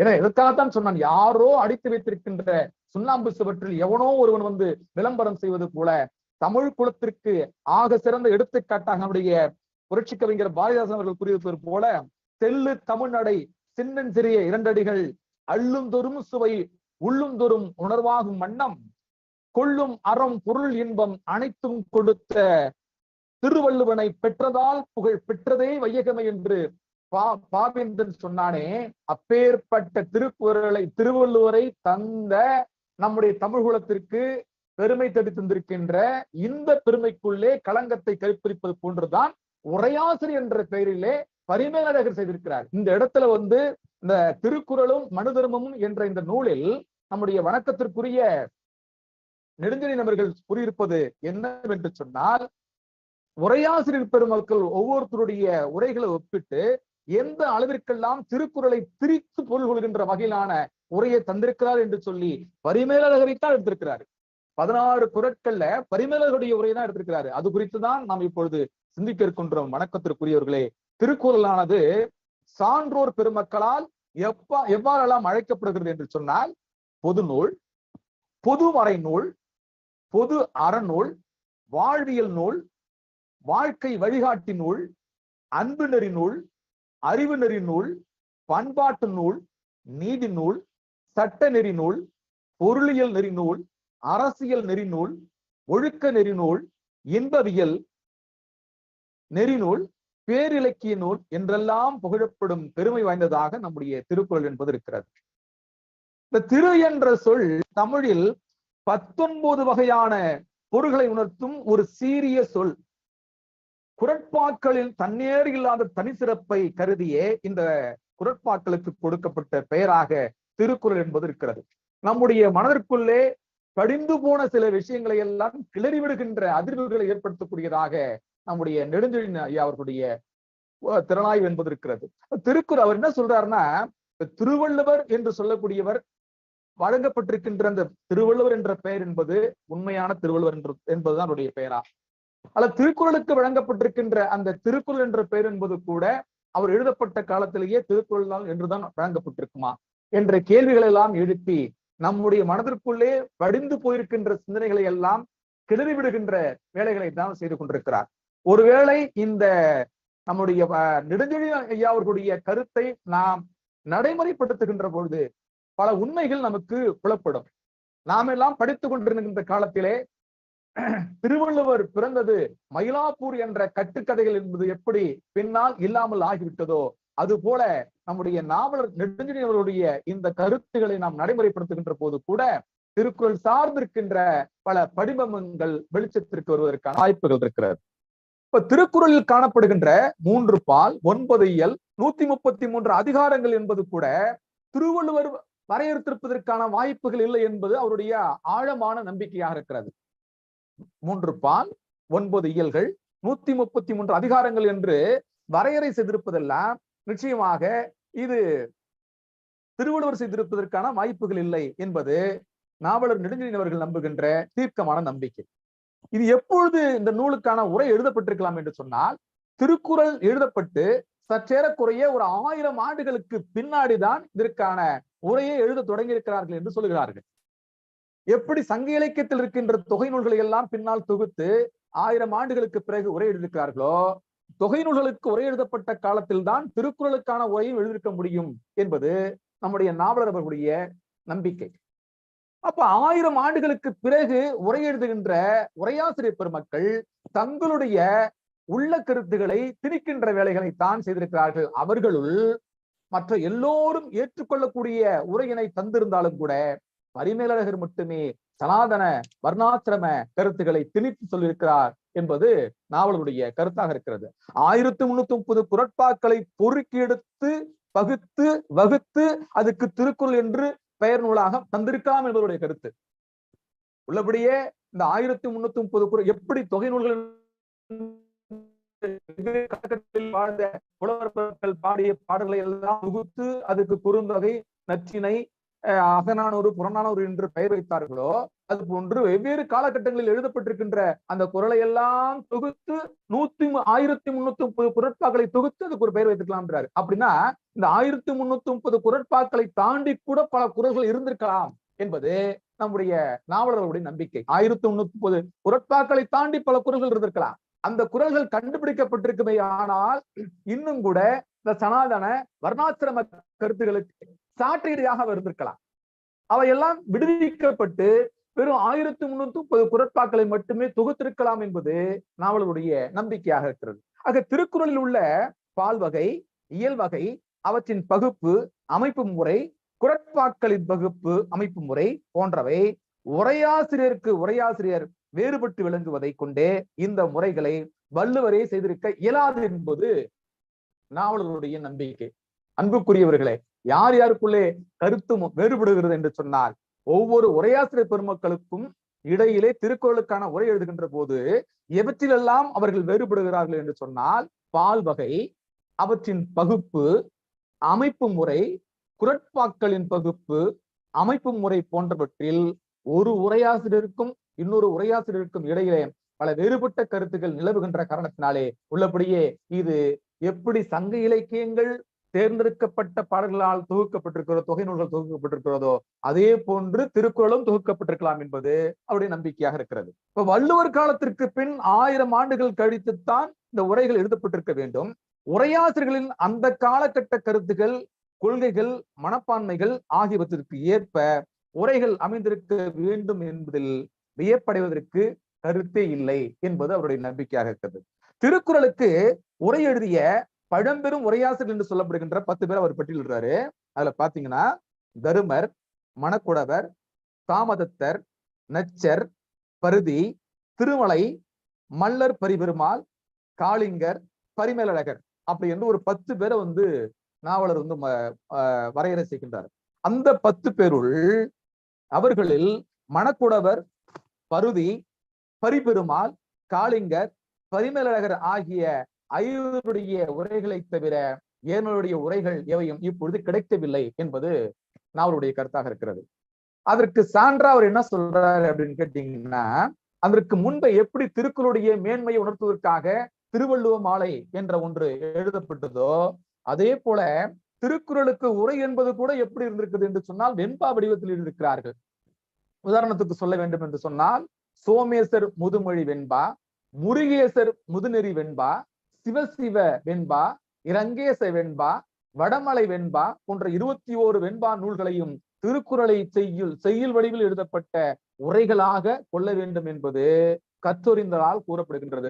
ஆக தொடக்க காலங்களிலே எழுதப்பட்ட உரை என்பது ஒரு உரைக்கே உரை எழுவது போல வெண்பா வடிவத்தில் உரைகள் எழுதப்பட்டிருக்கிறது. அந்த அளவில் தான் இந்த 4 பேருடைய உரைகளை ஏற்றுக்கொள்ளலாம் என்று சொல்றாரு. யார் யார் 4 பேருன்னு கேட்டீங்கன்னாக்க, பருதி, பரிபெருமாள், காளிங்கர், பரிமேலழகர், இந்த 4 பேருடைய உரைகளை ஏற்றுக்கொள்ளலாம் என்று சொல்ல வருகின்ற நம்முடைய நாவலர், திருக்குறளுக்கு பரிமேலழகர் எழுதப்பட்ட பழம்பெரும் உரைகளில் இன்றைய காலத்தில் பலராலும் பரவலாக பயிலப்பட்டு வருகின்ற உரை பரிமேலழகருடைய உரையாகவே இருந்து வந்திருக்கின்றது. இதுக்கு பின்னாடி இதனுடைய காரணத்தை தெரிந்து கொள்ள வேண்டிய கட்டாயம் இருக்கிறது. சில விஷயங்கள் எல்லாம் பொது வெளியில சொல்ல முடியாத அளவுக்கு எல்லாம் கல்லூரி காலங்களில் நடந்திருக்கிறது. இப்ப இத்தனை பேர், இப்ப காளிங்கர் இருக்கிறார், பரிபெருமாள் இருக்கிறார், பரிதி இருக்கிறார், மணக்குடவர் இருக்கிறார். இவர்களுடைய உரைகள் எல்லாம் ஒதுக்கி வைக்கப்பட்டு இன்னைக்கு தமிழாசிரியர் பெருமக்கள் என்று சொல்லப்படக்கூடியவர்கள், தமிழ் பேராசிரியர் என்று சொல்லப்படக்கூடியவர்கள் எல்லாம் பரிமேலழகருடைய உரையை முன்வைத்து திருக்குறளை கல்லூரியிலே நடத்த வேண்டிய அவசியம் ஏன் வந்தது, இதனுடைய பின்புலம் என்ன என்பதை ஆராய வேண்டிய கட்டத்தில நாம் இருக்கின்றோம். என்ன காரணம்? 13ஆம் நூற்றாண்டில் வாழ்ந்தவராக பரிமேலழகர் கருதப்படுகிறார். நல்லா யோசிச்சு பார்த்தீங்கன்னா, இந்த 13ஆம் நூற்றாண்டில் தான் சோழ பேரரசு முடிவுக்கு வருகிறது. சோழ பேரரசு என்பது எப்பொழுது முடிவுக்கு வந்து கிருஷ்ணதேவருடைய ஆட்சி காலமும் மராட்டியருடைய ஆட்சி காலமும் தமிழகத்தில் தங்களுடைய செல்வாக்கை உயர்த்துகிறார்களோ, அப்பொழுது சனாதன வர்ணாசிரம கொள்கை என்பது தமிழகத்தில் நீக்கமர நிறைந்து விட்டது. அதற்கு முன்பாகவே சோழனுடைய ஆட்சி காலத்தில் அவை இருந்தாலும் கூட, சோழனுடைய ஆட்சி காலத்தில் சனாதன வர்ணாசிரம கொள்கைகள் இருந்தாலும் கூட, அவை முடிவேகம் எடுத்தது எப்பொழுது என்று சொன்னால் 13ஆம் நூற்றாண்டிற்கு பிறகுத்தான். எனவே 13ஆம் நூற்றாண்டோடு சோழ பேரரசு முடிவுவதற்கான காரணம் என்ன என்பது கூட இங்கு ஐயப்பாற்றுக்குரியதாகவும் ஆராய்ச்சிக்குரியதாகவும் இருக்கிறது. பரிமேலழகர் என்ன செய்யறார்னா, வைணவ சமயத்தை சார்ந்தவர் என்பதாலும் அவரது பெயராலும் காஞ்சிபுரம் வரதராச பெருமாள் கோயில் உள்ள கல்வெட்டு ஒன்றில் காணப்படும் குறிப்புகள் மூலமும் அவரது குறள் உரைகளில் வைணவ கருத்துக்கள் ஆங்காங்கு ஆதிக்கம் பெற்று காணப்படுவதன் வாயிலாக தெரிய வருகிறது என்பது நம்முடைய நாவலுடைய கருத்தாக இருக்கிறது. பரிமேலழகர் தமிழ் மொழியினுடைய இலக்கண இலக்கிய நூல்களையும் வடமொழியினுடைய இலக்கண இலக்கிய நூல்களையும் ஐயந்திரிவர கற்றவர் என்பது எல்லாம் இருக்கட்டும், எல்லாம் இருந்தாலும் கூட அவர் அந்த நடுநிலைமை என்ற நிலையிலிருந்து பிறந்து என்ன செய்திருக்கிறார், சிற்சில குரட்பாக்களை பொறுத்து பரிமேலழகருடைய உரைகள் உண்மையின் பொருள் விளக்கத்திற்கு எந்த வகையிலும் பொருந்திராத முறையிலும் கற்பனை கருத்துக்கள் நிலைமையானவாகவும் சமய கருத்துக்களை கொண்டானதாகவும் வடமொழி வைதிக கருத்துக்களை ஆதரிப்பனவாகவும் அமைந்திருக்கின்றன. அதுதான் உரையாசிரியர் என்று சொல்லக்கூடியவர்கள் சில வேளைகளிலே மூல நூல் ஏற்படுத்தாத அதிர்வுகளை உரை நூல்கள் ஏற்படுத்தும். தமிழ் கூறும் நல்லுலைகள், மிக பெரும் இலக்கியங்கள் மக்களிடத்தில் சென்று சேர்ந்ததிலே உரையாசிரியர் பெருமக்களுடைய தனித்திறன் என்பது மிக சிறப்பு. சிலப்பதிகாரத்திற்கு உரை எழுதிய அடியார்க்கனுடைய உரை என்பது சிலப்பதிகாரத்தினுடைய மேன்மையை கடைகோடி மனிதனுக்கும் கொண்டு சேர்த்து பெருமைக்குரியதாக இருக்கிறது. தொல்காப்பியத்திற்கு உரை எழுதிய சேனாவுடைய உரை என்பது தொல்காப்பியனுடைய சொல்லதிகாரத்தை எளியவனுக்கும் கொண்டு சேர்க்கின்ற விதமாக இருக்கிறது. ஆக மூலங்களுடைய சிறப்பை எடுத்து சொல்லுகின்ற ஒரு வடிவமாகத்தான் உரையாசிரியருடைய பண்பு என்பது இருக்க வேண்டுமே தவிர, தன்னுடைய உள்ள கருத்தை உள்ளே திணிப்பானையானால் அது வெற்றொன்றை தடுத்து மற்றொன்று விரித்தல் என்பதற்கு இலக்கணமாகிவிடும். அந்த வேலையைத்தான் இங்கு பரிமேலழகர் செய்திருக்கிறார் என்பது நாவலுடைய கருத்தாக இருக்கிறது. அது சிற்சில குரட்பாக்களை அவர் சொல்ற பாருங்க, சிற்சில குரட்பாக்களை பொறுத்து பரிமேலழகருடைய உரைகள், சிற்சில குரட்பாக்கள் நோட் பண்ண வேண்டியதா இருக்குதுங்க. சிற்சில குரட்பாக்களை பொறுத்து பரிமேலழகருடைய உரைகள் உண்மையான பொருள் விளக்கத்திற்கு எந்த வகையிலும் பொருந்தி வராத முறையிலும் கற்பனை கருத்துக்கள் நிரம்பியனவாகவும் சமய கருத்துக்களை கொண்டனவாகவும் வடமொழி வைதிக கருத்துக்களை ஆதரிப்பனவாகவும் அமைந்திருக்கின்றன. அவற்றை ஒரு புறம் ஒதுக்கி வைத்துவிட்டு பெரும்பாலான குரட்பாக்களை பொறுத்து அவர் எழுதியுள்ள குறைவளம் இலக்கிய நயம் சேர்ந்ததுன்னு சொல்றாரு. இப்போ தமிழ்நாட்டு அரசு புதிய பாடத்திட்டத்தை, மாநில பாடத்திட்டம் அமைப்பதற்கான முன்னேற்பாடுகள்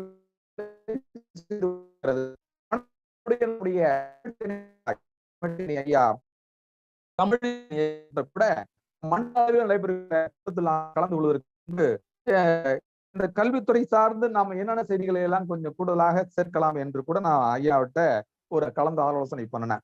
அப்போ ஒரு மொழியாசிரியர் என்ற முறையில இன்னைக்கு இருக்கின்ற இந்த புதிய மாநில கல்விக் கொள்கையை கட்டமைப்பதற்கான அதனுடைய தலைவராக இருக்கின்ற வணக்கத்திற்குரிய நீதியரசர் ஐயா முருகேசன் அவர்கள் நான் பேசுகின்ற போது சொன்னேன், தயவு செய்து தமிழ் பாடத்தில் பாடங்கள் கட்டமைக்கப்படுகின்ற போது புராண இதிகாச கற்பனைக்கு இடமில்லாத ஆராய்ச்சி மனப்பான்மையோடு புதிய புதிய சிந்தனைகளை வகுக்கின்ற மாதிரியான பாடத்திட்டங்களை அருள் கூர்ந்து அமைக்கவும் என்று சொன்னேன். ஏன்னு சொன்னா, எப்பொழுது ஒரு உயர்நிலை மேல்நிலை பள்ளிகள்ல தமிழாசிரியர் பெருமக்கள் சொல்லனா துன்பங்களையும் துயரங்களையும் அனுபவிக்கிறாங்க.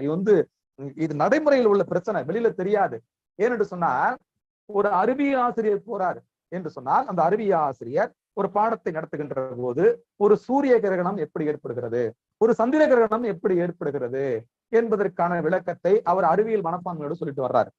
தமிழாசிரியர் அடுத்த பாடப்பிரிவுக்கு போகின்ற போது அவர் புராண இதிகாச செய்திகளை சொல்லி இப்படித்தான் திங்களை பாம்பு கொண்டற்று என்று சொல்வது போல ஒரு கருத்தை எங்க சொல்கிறார் என்று சொன்னால், மாணவன் தமிழாசிரியர் சொல்லுகின்ற கருத்தை ஏற்பானா, அறிவியல் ஆசிரியர் சொல்லுகின்ற கருத்தை ஏற்பானா?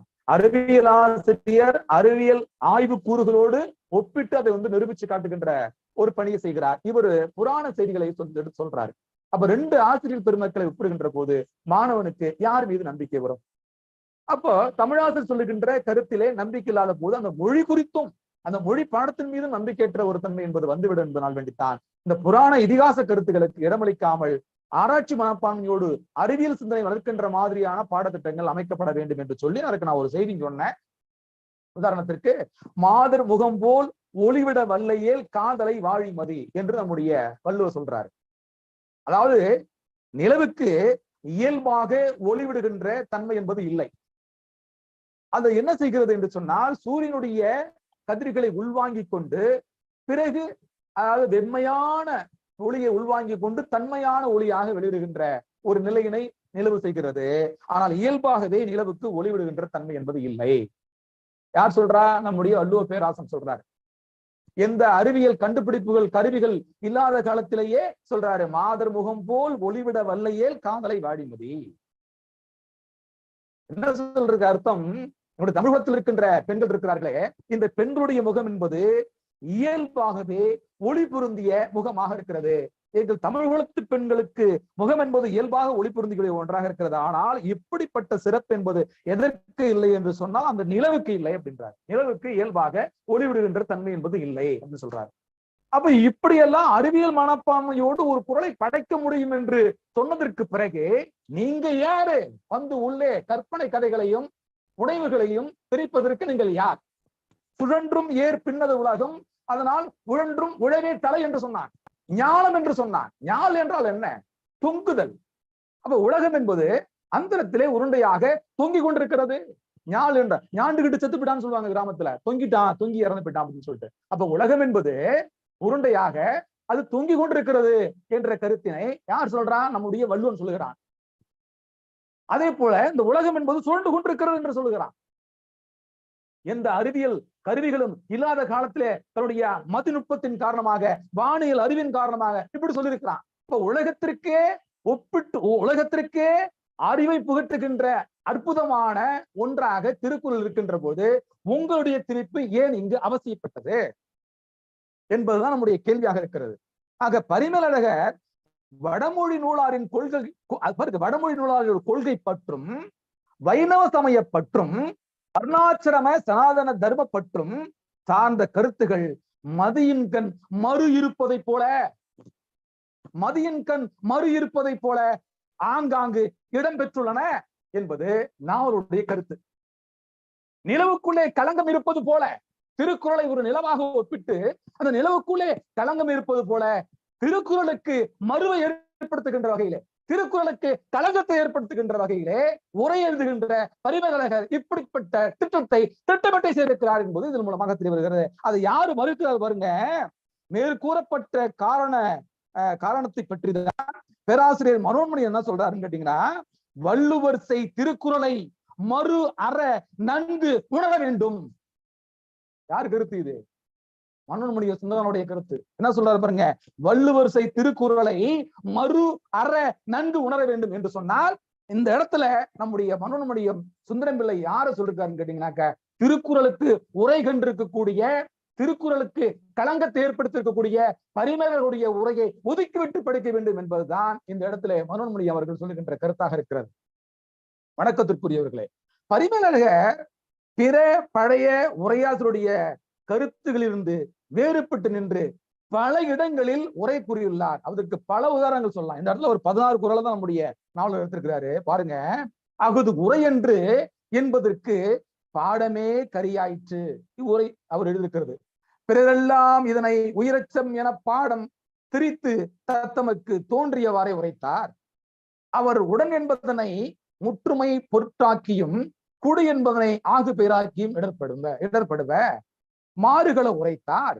பொருட்தொடர்பு படாமல் உரைத்தார். பாருங்க எப்படி கொடுக்கிறாருங்க. தேவி தண்ணி கொண்டாய. மாறுகுல உரைத்தார்.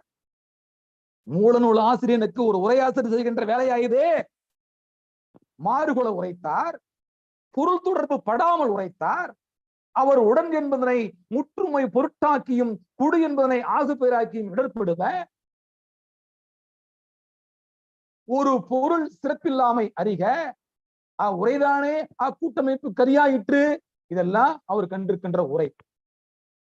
ஆனா இங்க தேவனைய பாவனர், புலவர் சாக்கு ஆதித்தர், சிந்தனை செம்மல் கூச ஆனந்தன் போன்றோர் வள்ளுவ பெருந்தகையாரின் உள்ள கிடக்கையை உள்ளவாறு அறிந்து இயல்பான உலகியல் நெறிமுறைக்கு முரண்படாத வகையில் திருக்குறளுக்கு மெய்ப்பொருள் என்னும் நோக்கோடு உரைகள் கண்டு புதிய வகையில் எழுதியுள்ளனர். இதுதான் இந்த சான்றோர் தளத்தில் நான் வைக்கின்ற மிகப்பெரிய ஒரு வேண்டுகோளாக இருக்கின்ற. ரொம்ப உணர்ச்சிவசப்பட்டேன் நான். ஏன்னா எனக்கு என்ன நினைப்பு வந்து போச்சுனாக்க, ஒரு தமிழாசிரியருக்கும் எனக்கும் இந்த பயிற்சி வகுப்புல வந்து ஏற்பட்ட அந்த நினைவு எனக்கு வந்து போச்சு. தெளிவா சொல்றாரு. இப்ப நாம யார முன்னெடுக்க வேண்டிய நிலையில் இருக்கிறோம் என்று சொன்னால், திருக்குறளுக்கு உரை கண்டிருக்கின்ற பெருமகனாரிலே இதுல கூச ஆனந்தனுடைய உரை நாம் பார்த்தது கிடையாது. சாக்கு ஆதித்தருடைய உரையை நாம் பார்த்தது கிடையாது. ஆனால் நம்முடைய கையில் இருக்கின்ற மிகப்பெரிய ஆயுதம் தேவனைய பாவனனுடைய மரபியல் உரை, நாமக்கல் ராமலிங்கம் பிள்ளையினுடைய உரை. இந்த உரைகளை எல்லாம் பள்ளி கல்லூரிகளுக்கு உரையாக வைக்க வேண்டும் என்பதை சான்றோர் தொல்லம் நம்முடைய தமிழ்நாடு அரசாங்கத்திற்கு ஒரு பெரிய ஒரு கோரிக்கையாக வைக்க வேண்டும் என்பதை என்னுடைய வேண்டல். அது வள்ளுவ கோட்பாடுகளுக்கு முற்றிலும் மாறுபாடான கருத்துக்கள் சிலவற்றை பரிமேலழகர் தம்முடைய உரையில் புகுத்தியுள்ளார் என்பதற்கு சில எடுத்துக்காட்டுகளை சுட்டிக்காட்ட இயலும் என்று சொல்லி அப்படி சொல்லிட்டு வராது பாருங்க. பரிமேலழகர் திருக்குறளுக்கு உரை எழுத தொடங்குகின்ற போதே எப்படி தொடங்குகிறார் என்று சொன்னால், அறமாவது மனு முதலிய நூல்களில் விதித்தன செய்தலும் விளக்கிய விடுத்தலும் ஆம். வள்ளுவர் அறம் என்பது என்ன சொல்ல, அறம் என்ற சொல்லையே அரு கூட்டல் அம் என்று பிரிக்கலாம். அரு கூட்டல் அம் என்று பிரிக்கலாம். ஒரு மனிதனுக்குள்ளே களையப்பட வேண்டிய தீவினைகளை எல்லாம் களைந்து விட்டோம் என்று சொன்னால் அவன் அறமுடையவனாக ஆவான் என்ற பொருளிலே, அறத்திற்கே அன்பு சார்பு என்ப மரத்திற்கும் அகுதே துணை என்று சொல்லி, அரணப்பட்டதே இல்வாழ்க்கை என்று சொல்லி அறம் அறம் அறம் என்று அடுக்கிக் கொண்டே செல்கின்றார் நம்முடைய வள்ளுவ பேராசான். ஆனால் என்ன சொல்றாரு பாருங்க, அறமாவது மனு முதலிய நூல்களில் விதித்தன செய்தலும். என்ன சொல்லிருக்கு மனு அறம் குறித்து? ஒருவனுக்கு ஒரு நீதி என்ன சொல்லிருக்கு?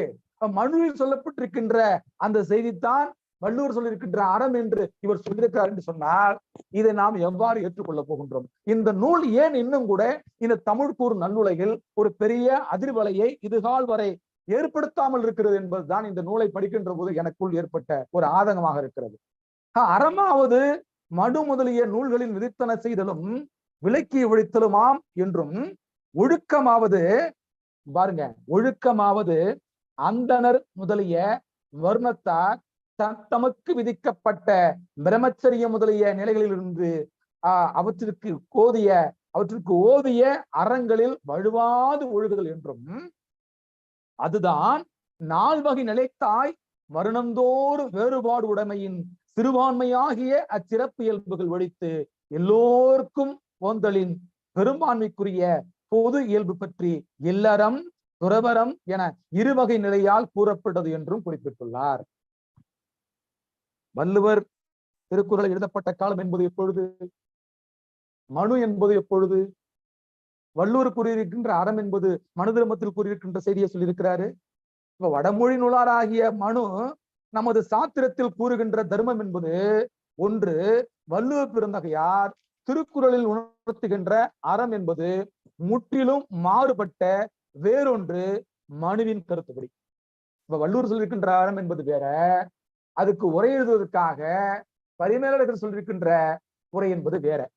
மனித குலம் 4 வருணங்களாக பிரிக்கப்பட்டு ஒவ்வொரு வருணத்திற்கும் ஒவ்வொரு வகையான சட்ட விதியின் கீழ் நீதி கூறப்படுவதாகும் மனு. அதுதான் மனுவின் தர்மம் என்று அழைக்கப்படுகின்றது. ஆனால் வள்ளுவரின் கருத்துப்படி அறம் என்று அழைக்கப்படுவது மனித குலம் அனைத்திற்கும் வேறுபாடு இல்லாமல் ஒரே தன்மையதாய் அன்பு நெறி, அருள் நெறி, அறிவு நெறி, பண்பு நெறி, ஒழுக்க நெறி போன்றவற்றின் அடிப்படையில் விதிக்கப்பட்டுள்ள கடமைகளை உணர்த்துவதாகும். இந்த ஒரு செய்தி போதுங்க. மனு தர்மத்தினுடைய மலத்தை கொண்டு வந்து சுவரடை வெள்ளையடிக்கப்பட்டிருக்கின்ற அழகான ஒரு சுவற்றுக்குள்ளே தடை விதிப்பது போல உரை என்ற பெயரில் செய்திருக்கிறார் என்பதற்கு, அறம் என்பதற்கு சொல்லப்பட்டிருக்கின்ற வள்ளுவருடைய கருத்துக்கும் அதற்கு உரை எழுதிய பரிமேலழகர் சொல்லியிருக்கின்ற கருத்துக்குமான வேறுபாட்டை இந்த ஒரு குறள் மூலமாகவே நாம் தெரிந்து கொள்ளலாம். எல்லா மக்களுக்கும் பிறப்பு என்பது ஒரே தன்மையானதாகத்தான் அமையும். பிறப்பை பொறுத்து ஏற்றத்தாழ்வு எதுவும் இல்லை என்னும் கருத்துப்படத்தான் பிறப்புக்கும் எல்லா உயிர்க்கும் என்பது நம்முடைய வள்ளுவருடைய கருத்து. ஆனால் அவர் சொல்றாரு பாருங்க, மனு தர்மத்துல அத்தியாயம் 1 சுலோகம் 100 சொல்றாரு, முதல் சொல்றாரு பிறப்புக்கும் எல்லா உயிர்க்கும் என்று சொல்கிறார். பிறப்புக்குள்ள ஏற்றத்தாழ்வு பார்க்க கூடாது என்று சொல்கிறார். இவர் என்ன சொல்றாரு பாருங்க, பிராமணன் முதல் வருணத்தான் ஆனதாலும் பிரம்மாவின் முகமாகிய உயர்ந்த இடத்தில் பிறந்ததனாலும் மற்ற எல்லா வர்ணத்தாருடைய பொருள்களையும் தானம் வாங்குவதற்குரிய தலைவனாகிறான். மீதி இருக்கக்கூடிய எல்லாருடைய செல்வத்தையும் பெறக்கூடிய தலைவன் என்ற நிலையிலே யார் இருக்கிறான் என்று சொன்னால் பிராமணன் இருக்கின்றான் அப்படின்னு சொல்ல வர்றாரு. சூத்திரன் பிராமணர்களை திட்டினால் அவன் தாழ்ந்த இடமான காலில் பிறந்தவனாகையால் அவனது நாக்கை அறுக்க வேண்டும். ஏன் நம்முடைய எழுச்சி தமிழ் தொல் திருமாவளவன் அவர்கள் மனுஸ்மிருதி என்ற நூலை இன்னைக்கு லட்சம் பிரதிகள் போட்டு கொடுத்து கொண்டிருக்கிறார் என்பதற்கான இந்த நுட்பத்தை நாம் உணர வேண்டும். நம்முடைய திருக்குறளுக்கும் தமிழ்நாட்டு ஆளுநருக்கும் என்ன தொடர்பு இருக்கிறது? ஏறத்தாழ தன்னுடைய வாழ்நாளிலே 42 ஆண்டுகள் திருக்குறளை திரும்ப திரும்ப திரும்ப படிப்பினுடைய விளைவாக, திருக்குறளை ஆங்கிலத்தில் மொழிபெயர்ப்பதனுடைய விளைவாகத்தான் திருக்குறள் உலக பொதுமறை என்ற ஒப்பற்ற நிலையை அடைவதற்கு காரணமாக இருந்தது. அப்படிப்பட்ட காரண காரியத்தை செய்த பெருமகனார் ஜி.யு. போப் அவர்கள். ஆனால் அந்த ஜி.யு. போப்பை மத ரீதியாக பிரித்து அவர் உள்ளே வந்தனால்தான் சாமானியனுக்கான நூலாக திருக்குறள் ஆயிருக்கிறது, உலக பொதுமறை ஆயிருக்கிறது. ஜி.யு. போப்பு உள்ளே வரவில்லை என்று சொன்னால் திருக்குறளை அந்த வர்ணாசிரம சனாதன சமூகம் என்பது எப்படி அறிவார்ந்தவர்களை எல்லாம் தங்கவலர்களாக, அறிவார்ந்த நூல்களை எல்லாம் தங்களுடையதாக இந்த கபடிகரம் செய்து கொள்கின்ற வேலைகளை செய்வார்களோ அதே போன்று திருக்குறளையும் செய்திருக்கின்ற ஒரு சூழல் என்பது இருந்திருக்கும். அப்படிப்பட்ட சூழலுக்கு இடமளிக்காத வகையில் இந்த நூலை உலக பொதுமறை என்ற அளவிலே உலகத்திற்கு கொண்டு சேர்த்த பெருமையுடையவராக நம்முடைய நோக்கம் நிறைவேறாமல் போய்விட்டதே என்ற ஆதங்கத்திலே ஜி.யு. போப்பை வம்புக்கு இருக்கிறார். ஜி.யு. போப்புக்கும் திருக்குறளுக்கும் எந்த வகையிலே நம்முடைய ஆளுநர்கள் தொடர்புடையவராக சம்பந்தமுடையவராக இருக்கிறார் என்பதை புரிந்து கொள்ள வேண்டும். எனவே அன்பிற்குரியவர்களே, சூத்திரன் பிராமணர்களை திட்டினால் அவன் தாழ்ந்த இடமான காலில் பிறந்தவனாகையால் அவனது நாக்கை அறுக்க வேண்டும் என்று மனு தர்மத்துல அத்தியாயம் 8 ஸ்லோகம் 270 சொல்லுகிறது. பிராமணனுக்கு மங்களத்தையும், சத்திரியனுக்கு வலுவையும், வைசியனுக்கு பொருளையும், சூத்திரனுக்கு தாழ்வையும் காட்டுகிற பெயரை இட வேண்டும். பெயர் வைப்பதில் கூட பாருங்க, தெரிஞ்சுக்கலாம். ஒருவனுக்கு வைக்கின்ற பெயர்லயே அவன் எந்த குலத்தில இருந்து வர்றான் அப்படி என்பதை தெரிகின்ற அளவுல சொல்ல, பிராமணனுக்கு மங்களத்தை குறிக்கின்ற மாதிரியான பெயராகவும், சத்திரியனுக்கு வலிமையை குறிக்கின்ற பெயராகவும், வைசியனுக்கு பொருளை குறிக்கின்ற பெயராகவும், சூத்திரனுக்கு தாழ்வையும் காட்டுகின்ற பெயராக இட வேண்டும் என்று மனு தர்மத்தினுடைய அத்தியாயம் 2 ஸ்லோகம் 31 சொல்லுகிறது. வணக்கத்திற்குரிய நம்முடைய சான்ற பெருமக்களே, இன்னைக்கு இருக்கின்ற நம்முடைய தமிழ் கூறு நல்லுலகத்தில் இருக்கின்ற பெருமக்கள்ல பல பேரு நாங்கள் சத்திரிய வம்சத்திற்குள் என்று மாற்றத்தை கொண்டு அழைக்கிறார்கள். ஆனா சத்திரிய வம்சம் என்ற ஒரு வம்சமே இல்லை என்பதுதான் உண்மை. தமிழ்நாட்டுல சத்திரிய வம்சம் அப்படின்ற ஒரு வம்சமே இல்லை என்பதுதான். ஆனால் அந்த உண்மை அவர்கள் புரிந்து கொள்ளாமல் இவர்கள் போடுகின்ற அந்த பொறிக்கு இரையாகின்ற மீன்கள் போல இருந்து கொண்டிருக்கின்ற காரணத்தினால்தான் இன்னைக்கு தமிழ் சமூகம் ஒரு ஒற்றுமை இல்லாத சமூகமாக மாறிக்கொண்டிருக்கிறது. அதே போல கல்லாதவர்கள் உயர்ந்த குடியில் பிறந்தவராக இருந்தாலும், வள்ளுவர் கருத்து இது, கல்லாதவர்கள் உயர்ந்த குடியில் பிறந்தவராக இருந்தாலும் தாழ்ந்த குடியில் பிறந்த கற்றவர்களைப் போல பெருமைக்குரியவராக கருதப்பட மாட்டார்கள் என்னும் கருத்துப்பட வள்ளுவர் என்ன சொல்றாருன்னா, மேற்பிறந்தார் ஆயினும் கல்லாதார் கீழ்பிறந்தும் கற்றார் அனைத்திலர் பாடு என்பது திருக்குறளுடைய கருத்து. ஆனா இதுக்கு மனுதர்மம் என்ன சொல்கிறது, பிராமணர் இந்த மனு நூலை படிக்கலாம், பிராமணர் இந்த மனு நூலை படிக்கலாம், மற்ற வருணத்தாருக்கு அதனை ஓதுவிக்க கூடாது. தன் மகன், தன் ஆசன் மகன், மண்மகன், பொருள் நடி கொடுப்போன் இவன் மாணாக்கன் என்று நன்னூல் சொல்லப்படுகிறது. இப்பதான் நமக்கு புரிய வருகிறது ஏன் இந்த நூலெல்லாம் இப்படிப்பட்ட கருத்து இருக்கிறது என்று. தன் மகன், தன் ஆசான் மகன், மண்மகன், பொருள் நடி கொடுப்போன் இவன் மாணாக்கன் என்று சொல்லுகின்ற அந்த நூல் தான் களி, மடி, மாணி, காமி, பிணியன், ஏழை, பிணக்கன், தினத்தன், துயில்வோன், மந்தன், 90க்கு அஞ்சக்கூடியவர்கள் எல்லாம் படிப்பதற்கு லாயக்க அற்றவர்கள் என்று சொல்ல வருகிறது. அது 1000 கருத்துக்கள் சொல்லப்பட்டதா கூட ஏழை அப்படி என்ற ஒரு சொல்லு அங்கு நாம சிந்திக்க வேண்டிய ஒன்றாக இருக்கிறது. அப்ப ஏழைகளுக்கெல்லாம் கல்வி என்பது கொடுக்கப்படக்கூடாது என்ற மனு தர்மத்தினுடைய அந்த கோட்பாட்டை பிரதிபலிக்கின்ற வகையில் தான் நன்னூல் கூட இருந்திருக்கிறதோ என்று இப்பொழுது நமக்கு சிந்திக்க இடம் இருக்கிறது. அது சொல்றான், பிராமணர் இந்து மனு நூலை படிக்கலாம், இந்த மனு நூலை படிக்கலாம், மற்ற வருணத்தாருக்கு அதனை ஓதுவிக்க கூடாது என்று சொல்லி மனு தர்மத்தினுடைய அத்தியாயம் 1 ஸ்லோகம் 103 சொல்லுகிறது. சூத்திரன் பக்கத்தில் இருக்கின்ற போது பிராமணன் வேதம் ஓதக்கூடாது அப்படி என்று ஸ்லோகம் 99 சொல்லுகிறது. வேதத்தை கேட்கிற சூத்திரனது காதுகளில் ஈயத்தையும் மெழுகையும் உரிக்கிவிட வேண்டும். வேதத்தை சொல்லுகின்ற சூத்திரனது நாக்கை அறுத்து எறிய வேண்டும். பொருளை உணர்ந்து வைத்திருக்கிற அவனது நெஞ்சை பிளக்க வேண்டும் அப்படி என்று சொல்லுகிறது.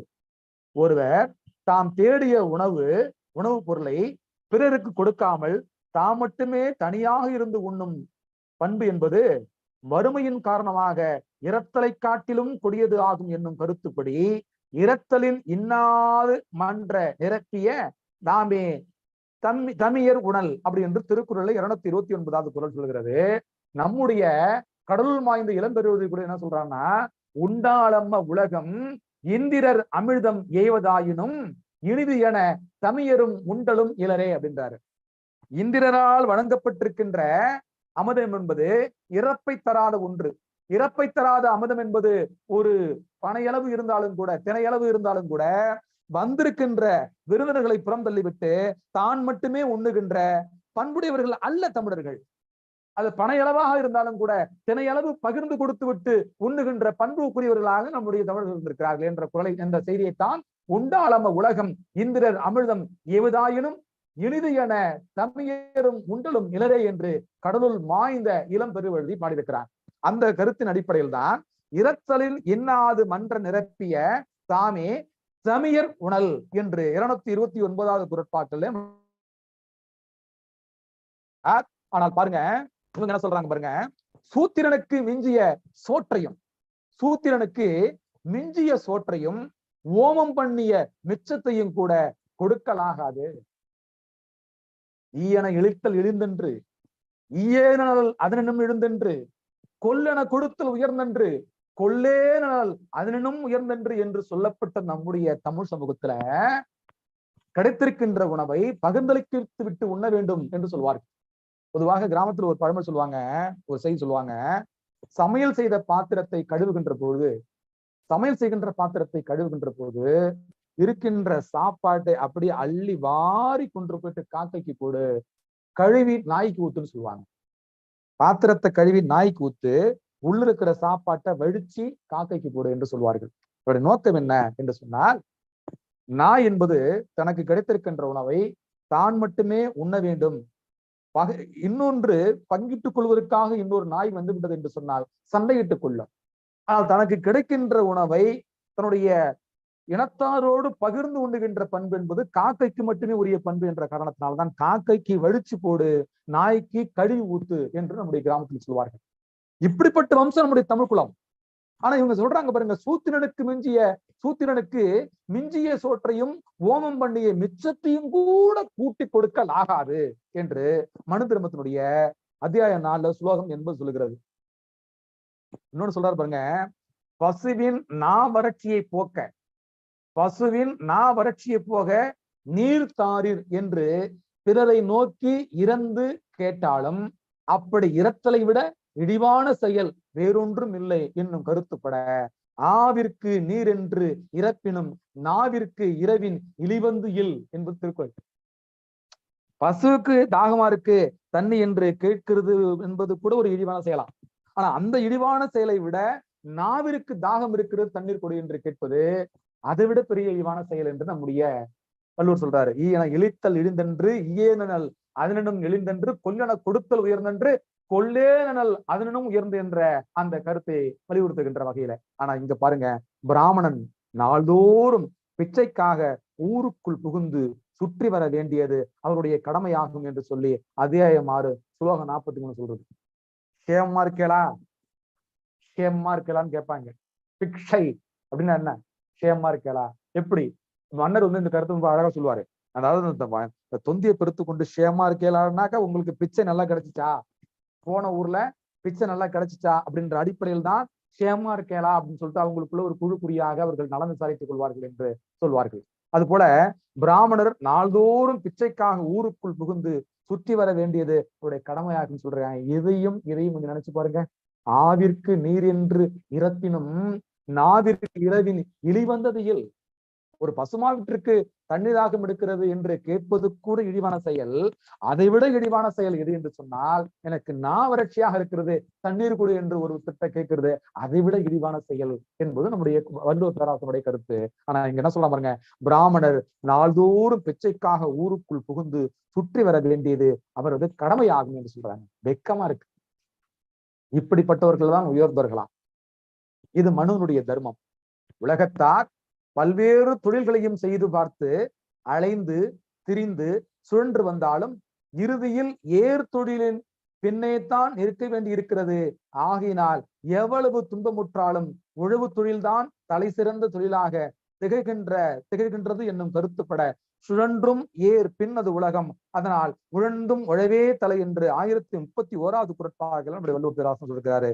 இவங்க என்ன சொல்றாங்க பாத்தீங்கன்னா, பகிர்தொழில் நல்ல தொழில் என்று பலர் நினைக்கிறார்கள். இன்னைக்கு ஏன் வந்துட்டு நாடு கார்பரேட்டுக்காரன் கைக்குள்ள நாடு போயிடுச்சுன்றத நம்ம நினைத்து பார்க்க வேண்டியிருக்கிறது.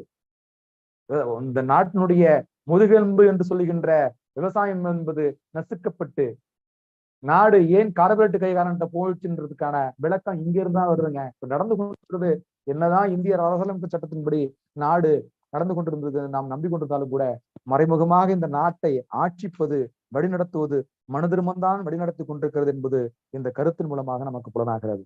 பயிர் தொழில் நல்ல தொழில் என்று பலர் நினைக்கிறார்கள். ஆனால்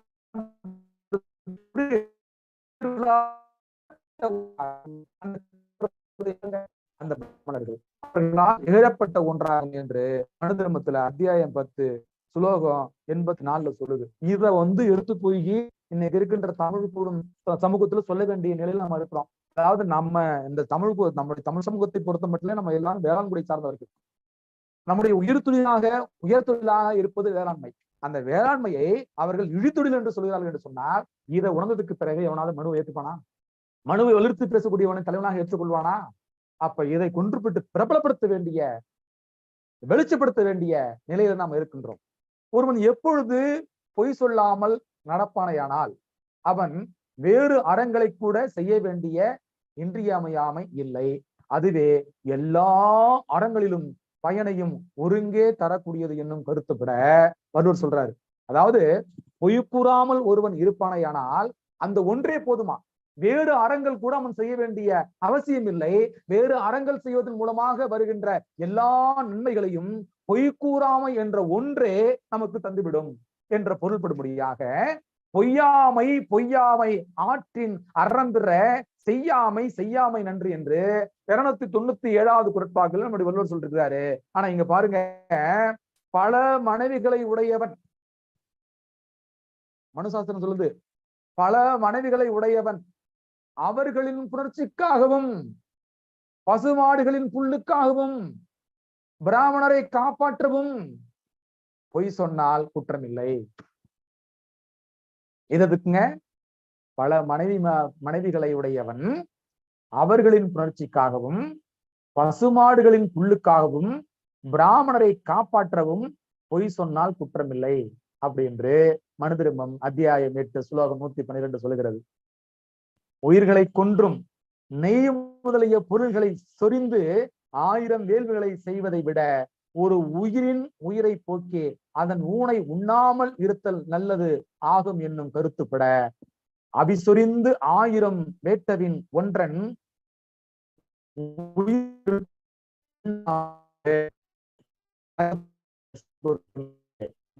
தெரியும். தாத்தாச்சாரருடைய இந்து மதம் எங்க போகிற நூலை படிக்கும் நமக்கு தெரியும். இந்த ஆரியர்கள் என்று சொல்லக்கூடியவர்கள் வர்ணாசிரம சனாதன தர்மம் தான் உயர்ந்து என்று சொல்லக்கூடியவர்கள் அவர்கள் இந்தியாவுக்குள்ள வந்த போது என்ன மாதிரியான உணவை உண்டார்கள் என்பது நமக்கு தெரியும். ஆனால் அவர்கள் இன்னைக்கு சைவ உணவை உண்ணுகிறார்கள், அறக்கருத்துக்களை பின்பற்றுவதாக சொல்லிக் கொள்கிறார்கள். இந்த சைவ உணவை உண்பதற்கு யார் காரணம் என்று சொன்னால் நம்முடைய புத்த புராணம் தான் காரணம்.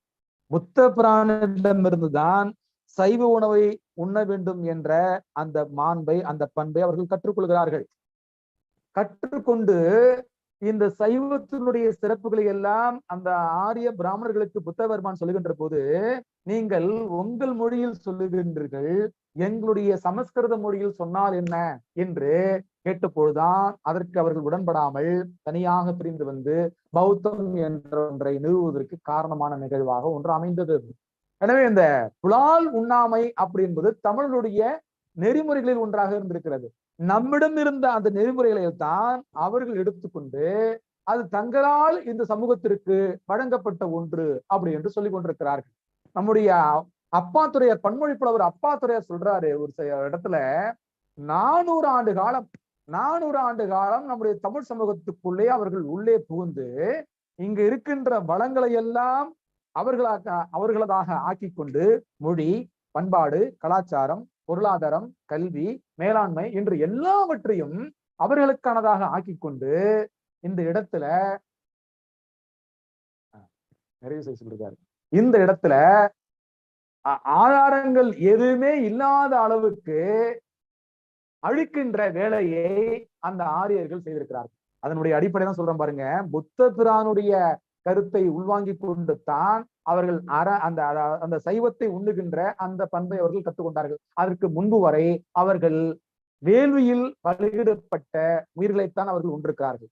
உயிர்களை கொன்று நெய் முதலிய பொருள்களை சொரிந்தும் 1000 வேள்விகளை செய்வதை விட ஒரு உயிரின் உயிரை போக்கி அதன் ஊனை உண்ணாமல் இருத்தல் நல்லது ஆகும் என்னும் கருத்துப்பட அபிசொரிந்து 1000 வேற்றலின் ஒன்றன் உயிர் செகுத்து உண்ணாமை நன்று என்று 259வது குறட்பாக்கள்ல நம்முடைய வள்ளுவர் சொல்றாரு. ஆனா ஒரு பிராமணன் தன்னை புலால் உண்ண வேண்டும் என்று பிறர் கேட்டுக்கொள்ளும் போதும் விரிப்படி சிராத்தத்தில் வரிக்கப்பட்ட போதும் கொல்லப்பட்ட விலங்குகளின் இறைச்சியை உண்ணலாம் என்று மனுதர்மம் சொல்லுகிறது. அஜிகர்த்தர் என்னும் முனிவர் 100 பசுக்களை வாங்கி கொன்று வேலி செய்து தமது பசியை தீர்த்து கொண்டார். அப்படி செய்தும் அவருக்கு பாவம் நேரிடவில்லை. எப்படிங்க? எத்தனை பசு? 100 பசுக்களை வாங்கி கொன்று வேள்வி செய்து தமது பசியை தீர்த்து கொண்டார். அப்படி செய்தும் அவருக்கு பாவம் நேரிடவில்லை என்று நம் மனுதர்மம் சொல்லுகிறது என்று சொன்னால், ஆக இதுல இருந்து என்ன புலப்படுகிறது என்று சொன்னால், நன்மை என்று சொன்னால் தங்களுக்குரியது என்றும் தீமை என்று சொன்னால் அது நமக்குரியது என்றும் சொல்லி நிறைய சொல்லிட்டு இருக்கிறாங்க. இன்னும் நிறைய கருத்துக்கள் இருக்கிறது. இது 2-3 அமர்வாக வைக்கக்கூடிய அளவிற்கான கருத்துக்கள் நிறைய இருக்கிறது. நிகழ்ச்சி தொகுப்பாளர் நம்முடைய மன்னர் அவர்கள் இப்பொழுது இந்த கருத்தோடு முடிச்சீங்க அப்படின்ற மாதிரி சொல்லிட்டாரு. அதனால அன்பிற்குரிய பெருமக்களே, நீங்கள் எதிர்பார்த்திருக்கின்ற மாதிரியான கருத்துக்களை முழுமையாக நான் சொல்லியிருக்கிறேன் என்று சத்தியமாக என்னால் சொல்லிவிட முடியாது. ஏன்னா அவ்வளவு விஷயங்கள் இருக்கு, இதுல அவ்வளவு செய்திகள் இருக்கிறது. பக்கங்கள் என்பது வெறும் 36 பக்கங்களை கொண்ட ஒரு நூலாக இருந்தாலும் கூட ஒவ்வொரு செய்தியும் வெவ்வேறு விதமான கோணங்களில் நம்மளை சிந்திக்க வைக்கின்ற ஒன்றாக இருக்கிறது. எனவே இந்த சான்றோர் தளம் மீண்டும் ஒரு வாய்ப்பை வழங்கும் என்று சொன்னால், அது நான் இல்லை என்று சொன்னாலும் கூட பரவாயில்லை, இன்னொரு பெருமகனாரால் எஞ்சிருக்கின்ற கருத்துக்களை இன்னொரு அரங்கத்தில் நாம் விவாதிக்கலாம் என்பதை மட்டும் இந்த நேரத்தில் ஒரு வேண்டுகோளாக வைத்து, வணக்கத்திற்குரிய சான்றோர் பெருமக்களை, நம்முடைய எழுச்சி தமிழர் தொல் திருமாவளவன் அவர்கள் எப்படி இந்த மனுசுமரிதி நூல்களை லட்சம் பிரதிகள் எடுத்துக்கொண்டு எல்லா மக்களிடத்திலும் கொண்டு சேர்க்கின்ற வேலையை செய்து கொண்டிருக்கிறாரோ, அதே போன்ற திருக்குறளும் மனுதர்மமும் என்ற நூல் என்பது பெரியார் திராவிட கழகத்தால வெளியிடப்பட்டிருக்கின்ற நூல். இந்த நூல் முதல் பதிப்பு 2014ஆம் ஆண்டு வெளியிடப்பட்டிருக்கிறது. 4ஆம் பதிப்பு 2019 வெளியிடப்பட்டிருக்கிறது. அதை இப்பொழுது மயிலாடுதுறை நடைபெற்ற புத்தக கண்காட்சியில் தான் நூல் கண்ணுக்கு பட்டுச்சு. ஆனால் இதை இன்னும் கூட படியெடுத்து நம்முடைய அரங்கத்தில் இணைந்திருக்கக்கூடிய நிகழ்ச்சியுடைய தலைவராக இருக்கின்ற அமரேசன் அவர்கள் இந்த நூலை எல்லாம் அவருடைய சாயலில் இந்த நூலை அச்சிட்டு இன்னும் கூட கொண்டு சேர்க்க வேண்டிய ஒரு காலகட்டத்தில் நாம் இருக்கின்றோம் என்பதை மட்டும் இந்த நேரத்தில் வேண்டுகோளாக வைத்து, இந்த வாய்ப்பினை வழங்கியிருக்கின்ற சான்றோர் தளத்திற்கு என்னுடைய நெஞ்சார்ந்த நன்றியை வணக்கம் தெரிவித்துக் கொண்டு, முழுமை பெறவில்லை என்ற ஒரு மனக்குறையோடு நான் இந்த அரங்கத்திலே என்னுடைய உரையை நிறைவு செய்கின்றேன். நன்றி, நல்வணக்கம்.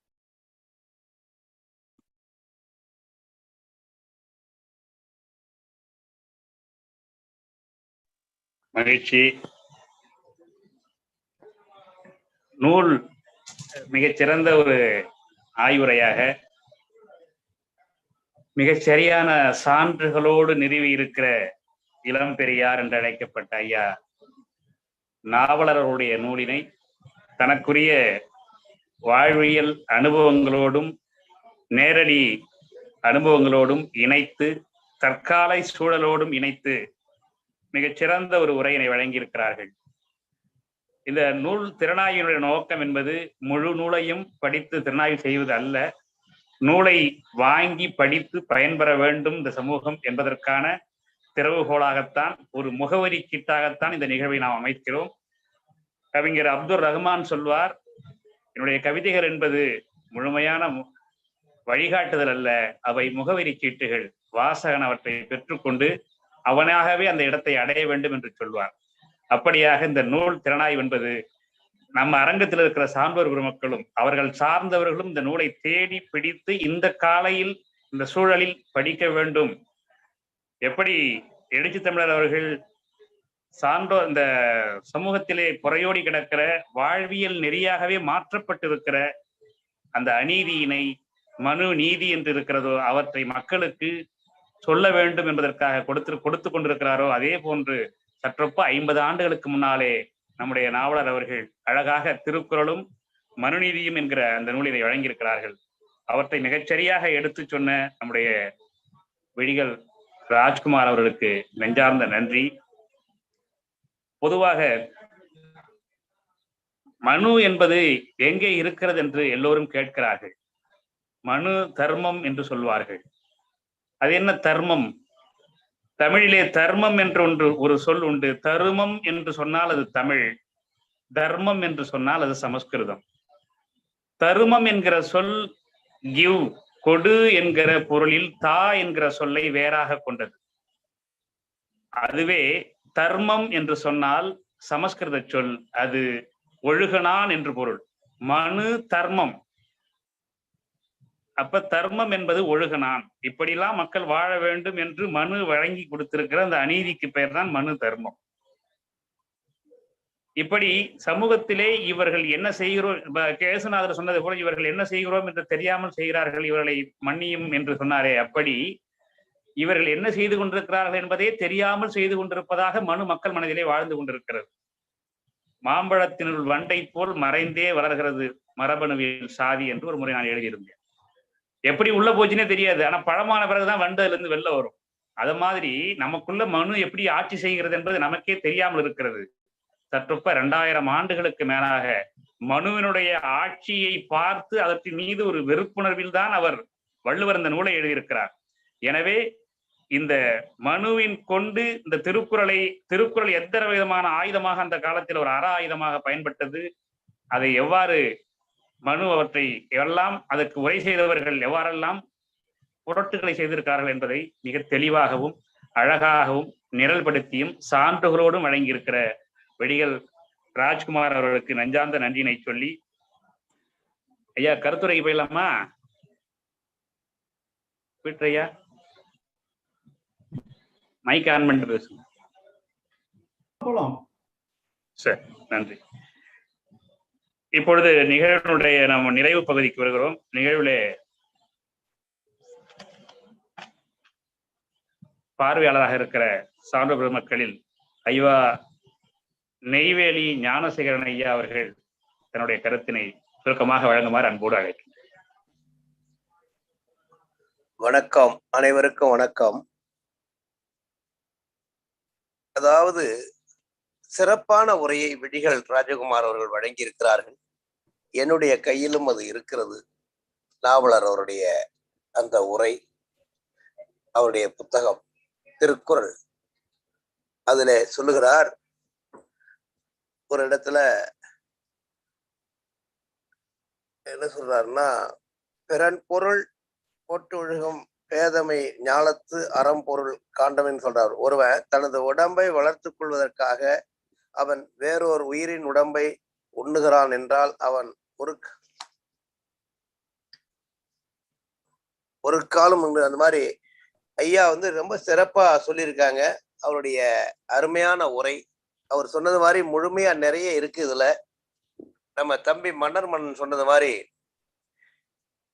இதை எல்லாரும் பின்பற்ற வேண்டும் என்பதற்காக ஒரு தொடக்கமாக இந்த நிகழ்வை அமைத்திருக்கிறீர்கள். வாழ்த்துக்கள். ஏனென்று சொன்னால், ஒரு பொருளை திருடுனா நம்ம சூத்திரர்களை அவன் சிறைச்சேதம் செய்யணுங்கிறான். ஆனா சூத்திரனுடைய பொருளை அவன் எப்படி வேணாலும் எடுத்துக்கலாங்கிற ஒரு நிலையெல்லாம் இந்த இதுல இருக்கு. அது திருக்குறளையும் இருக்கு. ரெண்டையும் ஒப்பிட்டு நாவலர் அவர்கள் எழுதியிருக்கிறார்.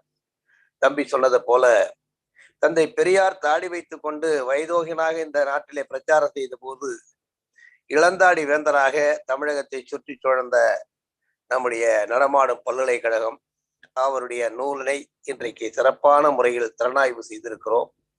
அப்படிப்பட்ட நூலை ஒரு எடுத்துக்காட்டுதான்.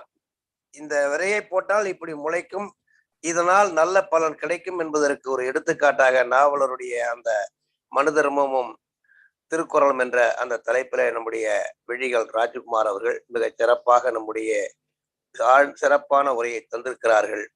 இந்த மாதிரி நிறைய நாம் செய்ய வேண்டிய காலத்தின் கட்டாயத்தில் உட்படுத்தப்பட்டிருக்கிறோம். ஏனென்று சொன்னால், இன்றைக்கு காவி பயங்கரவாதம் நம்மை பார்ப்பனருடைய அடிமையாக கும்பிடுறசாமி அப்படின்னு கக்கத்துல துண்டை வச்சுட்டு போன காலத்தை திரும்பவும் கொண்டு வருவதற்கு அவர்கள் முயற்சிக்கிறார்கள்.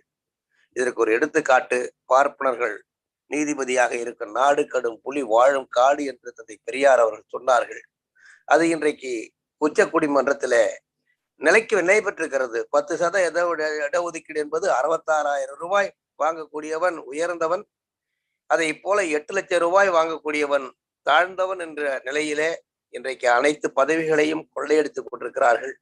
உதாரணமாக டெல்லி பெருநகரத்திலே இருக்கக்கூடிய அனைத்து துறை செயலாளர்கள் பல லட்சம் சம்பளம் வாங்கக்கூடிய உயர்ந்த நிலையில் இருக்கக்கூடியவர்களெல்லாம் அவாளாக இருக்கிறார்கள். ஏறத்தாழ 2000 பேர் போஸ்டுக்கு மேல வெளிநாட்டுல தூதர் இருக்காங்க. பார்த்தா ஒருத்தம் கூட நம்மால் இல்லை. நீதிமன்றத்தை எடுத்துக்கிட்டாலும் பல ஆயிரம் நீதிபதிகள் இருந்தாலும் அவைகளில் ஒரு 1000 பேர் கூட நம்மால் இல்லை. இவைகளை எல்லாம் மக்கள் மன்றத்துக்கு எடுத்து செல்ல இந்த நிகழ்வு நமக்கு ஒரு முன்னுதாரணமாக அமைந்திருக்கிறது. சிறப்பான நிகழ்வை முன்னெடுக்கக்கூடிய ஐயா பீட்டர் ராஜன், தம்பி மன்னர் மன்னன், ஐயா தமிழீழன் போன்ற சான்றோர் பெருமக்களுக்கும் இன்னும் பல அறிஞர்கள் இதிலே கலந்து கொண்டிருக்கிறார்கள். அவர்களுக்கும் என்னுடைய வாழ்த்துக்களையும் வணக்கத்தையும் கூறி உங்கள் முயற்சி வெல்லட்டும். அதற்கு என்னை போன்ற பெரியார் தொண்டர்கள் தோள் கொடுத்து துணை நிற்போம் என்று கூறி வாய்ப்புக்கு நன்றி கூறி விடைபெறுகிறேன். வாழ்க பெரியார், வளர்க பகுத்தறிவு, தொடரட்டும் இந்த தமிழர் தளம். நன்றி, வணக்கம். மகிழ்ச்சிங்க ஐயா. மிக சிறப்பான ஒரு கருத்தினை மிக சுருக்கமாக அழகாகவும் தெளிவாகவும் வழங்கிய பெரியார் பெருந்தொண்டர் ஐயா அவர்களுக்கு நெஞ்சார்ந்த நன்றி. அடுத்தது ஐயா வாமுசே திருவள்ளூர் இல்லைன்னு நினைக்கிறேன், போயிட்டாரு. போயிட்டுங்க. சரி, பரவாயில்ல. அடுத்ததாக தன்னுடைய கருத்தினை வழங்குவதற்காக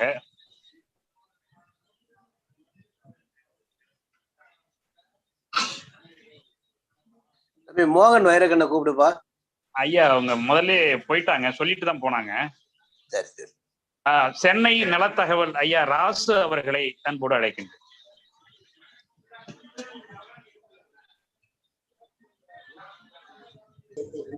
ரொம்ப சிறப்பான நிகழ்ச்சிங்க. இதுல நான் என்னுடைய கருத்தை என்ன நினைக்கிறேன்னா, இந்த வெறும் மனுநீதியை மட்டும் கொடுக்காம இந்த மாதிரி உரைகளையும் சேர்த்து கொடுத்தாதான் நம்ம ஆட்களுக்கு கொஞ்சமாவது புரியும்னு நினைக்கிறேன். ஏன்னா நம்ம ஆட்களுக்கு அவ்வளவு தூரம் புரிஞ்சுப்பாங்களா அப்படின்னு தெரியாது. மனுவை பத்தி விளக்கம் சொல்லியாச்சு, ஆனா திருக்குறள்ல என்ன சொல்லியிருக்குன்னு தெரிஞ்சாதான் நம்ம மக்கள் அதை விரிவா கொண்டு போவாங்க அப்படின்றது என்னோட எண்ணம். இந்த இன்னைக்கு நடக்கிற கூட்டம் மாதிரி எங்க பார்த்தாலும் அங்கங்க எத்தனை கூட்டங்கள் நடத்த முடியுமோ அத்தனை கூட்டங்கள் நடத்தினாதான் நாம இதை இந்த மக்கள்கிட்ட கொண்டு சேர்க்க முடியுங்கிறது என்னுடைய கருத்து. வாய்ப்புக்கு நன்றி. நன்றி, வணக்கம். மகிழ்ச்சிங்கய்யா, மகிழ்ச்சி. மிக முக்கிய நன்றி. அம்மா ராஜலட்சுமி அவர்களை தன்னுடைய கருத்தை வழங்குமாறு அன்போடு அழைக்கிறேன்.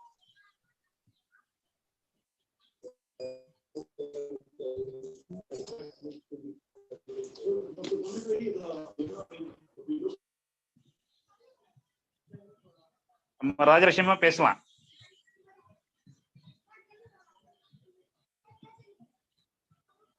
சார்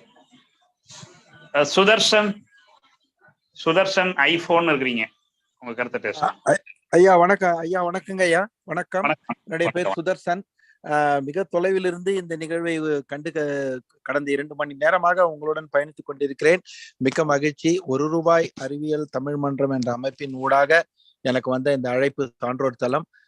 சகோதரி மணிமேகலை அவர்கள் எனக்கு பரிட்சமானவர். இன்று அவர்கள் அந்த கூட்டத்தில் இருந்தார். நான் இந்த நிகழ்வு 2 மணி நேரமாக நேரம் போவதே தெரியவில்லை. அருமையாக அவரவர் தம்முடைய கருத்தை அழகாக எடுத்துரைத்திருந்தனர். இந்த மனுவும் திருக்குறளும் எப்படியாக அவர்கள் அதை தன்னுடைய வழியில் தனக்கேற்றது போல அமைத்து கொண்டிருப்பதை, இதை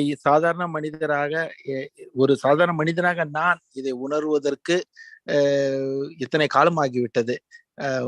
இது போன்ற நிகழ்வுகள் நிறைய நடைபெற வேண்டும். அவர்கள்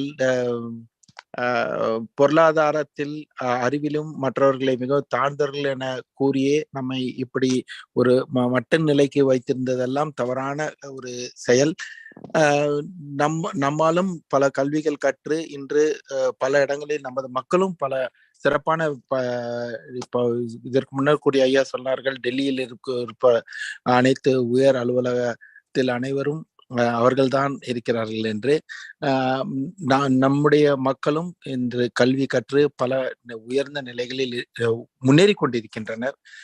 நான் இன்று கனடாவில் ஒரு டொரண்டோ ஜெனரல் ஹாஸ்பிட்டல் என்ற மருத்துவமனையில், இது உலகத்தில் ஒரு சிறந்த மருத்துவமனை என்று கூறினால் 4வது இடத்தில் இருக்கக்கூடிய அந்த மருத்துவமனையில் நான் ஒரு பொறியியல் பிரிவில் ஒரு மருத்துவ கருவிகளை சரி செய்யும் ஒரு இன்ஜினியராக பணி செய்து கொண்டிருக்கிறேன். மிகப்பெரிய பொருளாதார பின்னடைவிலிருந்து பல உதவிகளை பெற்று அரசாங்கத்தின் இன்று ஒரு நல்ல நிலையில் இருக்கிறேன் என்றால் அதற்கு எப்பொழுதும் நான் ஐயா அம்பேத்கர், பெரியவர் போன்றவர்களுக்கு என்றும் எனக்கு என்ன வார்த்தைகள் என்று சொல்ல தெரியவில்லை. நல்ல சிறப்பான இந்த கூட்டம் அழகாக நடந்து கொண்டிருக்கிறது, மகிழ்வாக இருக்கிறது. தமிழ் என்ற உணர்வுடன் நான் இதை கண்டு ரசித்துக் கொண்டிருக்கிறேன். மகிழ்ச்சி ஐயா. இது போன்ற நிறைய கூட்டம் நடைபெற வேண்டும். கனடா போன்ற நாடுகளில் பலர் இது போன்ற கூட்டங்களுக்கு ஒரு சிறப்பான ஆதரவை நல்குவோம். இதை நல்லபடியாக நடத்துவோம் என்று கூறிக்கொள்கிறேன். நன்றி ஐயா, வணக்கம். மகிழ்ச்சிங்க ஐயா. நீங்க இவ்வளவு தூரம் கனடாவிலிருந்து இந்த நிகழ்வை தொடர்ந்து கவனித்திருந்து ஒரு நல்ல உரையினை வழங்கியமைக்கும், இந்த நல்ல நிலையில் நீங்கள் இருக்கிற செய்தியை எங்களோடு பகிர்ந்து கொண்டமைக்கும் சான்றோர் தளத்தின் சார்பில் நெஞ்சார்ந்த நன்றியினை தெரிவித்துக் கொள்கிறோம். இது ஒவ்வொரு திங்களும் 2வது செவ்வாய் 4வது செவ்வாய் நம்முடைய சான்றோர் தளத்தின் நிகழ்வு நடக்கும். அது கலந்துரையாடுவோம் குழுவினுடைய அந்த ஐடியில் தான் அது நடக்கும். அதனால் நீங்க தொடர்ந்து எப்பொழுதும் வருகிற பொழுது கண்டிப்பாக கலந்து கொள்ள வேண்டும் என்று அன்பான வேண்டுகோளை வைத்து உங்களுக்கு நன்றியை தெரிவிக்கிறோம். நன்றி. அடுத்ததாக மகிழ்ச்சி மகிழ்ச்சி மகிழ்ச்சி. தங்க தாரகை, தமிழ் தாரகை இருக்கீங்க, உங்களோட கருத்தை பதிவு பண்ணாம.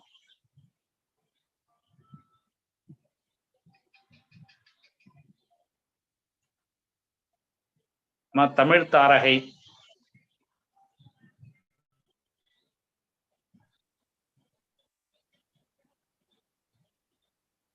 பேசலாமா? வணக்கம் ஐயா. வணக்கம். கேக்குதுங்களா? கேக்குது கேக்குது, பேசுங்க. கேக்குதுங்களா? கேக்குதுமா, பேசுங்க பேசுங்க, தெளிவா கேக்குது. அனைவருக்கும் வணக்கம். ஒரு மனு, அது பேரு தர்மமே இல்லை, அது கொடுமை. மனு தர்மம் இல்ல, அது மனு கொடுமைன்னு சொல்லணும். எங்களுக்கெல்லாம் இளைய தலைமுறைக்கு அந்த செய்திகள் தெரியாது இல்லையா? திருக்குறள் பத்தி தெரியும், திருக்குறள் உரைகள் பத்தி தெரியும், அதுக்கு எத்தனை பேர் உரை எழுதிருக்காங்க, எந்தெந்த மொழிகள்லாம் மொழிபெயர்த்திருக்காங்க அப்படிங்கிற செய்திகள் தெரியும். இந்த மனு தர்மத்தை பத்தி தெரியாது. ஆனா அந்த தெரியாதவங்க கேட்டா கூட அவ்வளவு கோபம் வரக்கூடிய அளவுக்கு, ஆத்திரம் வரக்கூடிய அளவுக்கு அதுல இருக்கிற செய்திகள்னே சொல்ல மாட்டேன், குப்பைகளா இருக்குது. இந்த காலத்துல நாங்கெல்லாம் இப்ப முன்னேறிட்டோம், படிச்சிருக்கோம், கம்ப்யூட்டர் படிக்கிறோம், விஞ்ஞானம் படிச்சிருக்கோம், இப்ப விண்வெளி வரைக்கும் போயிட்டு வந்த இந்த காலத்திலேயே எங்களால அதுல இருக்கிற ஒரு வரிய கூட ஏத்துக்க முடியல. அதாவது சமநிலையா சமன் செய்து சீர்தூக்கும் போல் போல் அப்படின்னு திருவள்ளுவர் சொல்ற மாதிரி இந்த சமநிலையா இருந்து பார்க்கும்போது அவ்வளவு ஆத்திரத்தையும் கோபத்தையும் அது உண்டு பண்ணக்கூடியதா இருந்திருக்குன்னா, இத ஒரு எழுதி வச்சு இத மனு தர்மம்னு பரப்புறாங்கன்னா அவர்கள் எத்தகைய அறிவின்மைத்தனமாகவும் அறிவிலித்தனமாகவும் இருக்கிறாங்க. இவங்க எல்லாம் எத்தனை பெரியார் காப்பாத்துறது? அப்ப பெரியார் காப்பாத்துறதை விட ஒரு சமூக நீதியை தமிழ்நாட்டில் இருக்க கூட தமிழினம் மாணவியினம் தான் நாம தான் சமூக நீதியை காப்பாத்துறதுக்காக பாடுபடணும், உழைக்கணும். இதனுடைய அதாவது நான் ஏதோ ஒரு அடிக்கடி இந்த புத்தகத்தை அப்படியே பார்த்திருக்கேன், 2-3 முறை கேட்டிருக்கேன். ஆனா அது எவ்வளவு மோசமானதுங்கிறத நான் அது முழுமையா முன்னாடி ஒரு முறை படிச்சேன், ஒரு 5 ஆண்டுகளுக்கு முன்னாடி ஏதோ எனக்கு கிடைச்சிட்டு படிச்சேன். அப்பயும் அந்த மாதிரி வந்தது, அது ஏதோ நான் எழுதிட்டு விட்டுட்டேன். மறுபடியும் இப்ப சென்னை வந்ததுக்கு அப்புறம் அந்த இதையும் கிடைச்சி அதை நான் படிச்சேன். இது ஒவ்வொரு மானுடர்களுக்குமே இதை நம்ம தெரியப்படுத்தினாதான் அது இருக்கிற கொடுமைகள் தெரியும். இந்த மாதிரி கொடுமைகளை ஒருத்தன் படிச்சாலே கொடுமை பண்ண மாட்டான். அதுல அது சொல்லியிருக்கிறத ஒருத்தன் படிச்சானா கொடுமைக்காரன் கூட கொடுமை பண்ண மாட்டாங்கிறது என்னோட நோக்கம். இது ஏன்னா கொடுமையை செய்யும் போது அது சூழ்நிலை காரணமா மற்றது காரணமா செஞ்சிருவாங்க. ஆனா அந்த கொடுமையை அந்த ஒரு எழுத்து மூலமாவோ மற்றவங்க எடுத்து சொல்லி கேட்கும் போது அதை செய்யக்கூடாது அப்படிங்கிற அன்பு மனம் தானாவே மலரும். அது அந்த வகையில இன்றைக்கு இந்த நிகழ்வை நான் கேட்கறதுக்கு ஒரு பொடுபொடு பண்ணியிருக்கேன்னு நினைக்கிறேன். அனைவருக்கும் நன்றியும் வாழ்த்துக்களும். மகிழ்ச்சி. இதை ஒருங்கிணைத்துக் கொண்டிருக்கிற அனைத்து அன்பர்களுக்கும் வாழ்த்துக்களையும் பாராட்டுகளையும் மகிழ்ச்சியையும் தெரிவித்துக் கொள்கிறேன். நன்றியா, வாழ்வோம். மகிழ்ச்சிமா, ரொம்ப நன்றி. அது மனு தர்மம் அல்ல, மனு கொடுமை என்று நல்ல ஒரு புதிய செய்தியை கொடுத்துருக்கீங்க. நாங்கெல்லாம் மனு அதர்மங்கிற செய்தியோட இருக்கிறோம். ஆனா மனு கொடுமை அப்படிங்கிற செய்தியை நீங்க சொல்லியிருக்கிறீங்க. குறிப்பா உங்களை போன்றவர்கள், இதழியல் பணியில் இருப்பவர்கள் இந்த கருத்துக்களை பரவல் செய்வது எளிதாக இருக்கும். அதே கண்ணோட்டத்தில் தான் சான்றோர் தளமும் அந்த கருத்தை எடுத்து பரவல் செய்கிற, இன்னும் 50 ஆண்டுகளுக்கு முன்னால் எழுதப்பட்ட நூலை இப்பொழுது எடுத்து நாம் திறனாய்வு செய்கிறோம், அவற்றை பரவலாக்க வேண்டும் என்கிற நோக்கத்திலே. எனவே மனு என்பது பொறையோடி இருக்கிற ஒரு வழக்க ஒழுகலாறுகளாக இந்த மண்ணிலே இருக்கிறது. அவற்றை எவ்வாறெல்லாம் நீக்க வேண்டும், எது நல்லது எது அல்லது என்பதை நாம் அறிந்து கொள்வதற்கான ஒரு வாய்ப்பாகத்தான் இந்த நூலை நாம் இங்கே திறனாய்வு செய்திருக்கிறோம். இன்னும் கொண்டு சென்று சேர்க்க வேண்டிய சூழல் இருக்கிறது. அம்மா ராஜலட்சுமி அவர்கள் இருக்கிறீங்க, நீங்க பேசுறதுன்னா பேசலாமா? ராஜலட்சுமி அம்மா இல்லையா? சரி ஐயா, நீங்க வேற யாராவது பேசுறீங்கன்னா ஸ்டாலினி ஜெரால்டு பேசுறீங்களா? அவங்களும் இல்ல. சரி, அப்ப நான் நன்றி வரைக்கும் போயிடலாமா? இல்ல, ஒரே ஒரு கேள்வியோட நான் ஒரு கேள்வி கேட்டுக்கிறேன். முனைவர் இவருக்காக ராஜ்குமாரிடம். ஐயா, நம்முடைய திருக்குறள் 1812 தான் முதல் முறையாக அச்சுக்கு வருது. அதுக்கு முன்னால் அது ஓலைச்சுவடியா இருந்திருக்கும். பரிமேலழகர் 13ஆம் நூற்றாண்டு சார்ந்தவர் அப்படின்னு சொன்னீங்க. அப்போ இது எப்படி அவர் ஓலைச்சுவடியை பார்த்து அவர் அது உரை எழுதியிருப்பாரா? அது பரிமேலருடைய காலம் உறுதிப்படுத்தப்பட்ட காலம் தானா? எனக்கு அது கொஞ்சம் தெரியணும். விழியல் பேசுங்க, இருக்கீங்களா?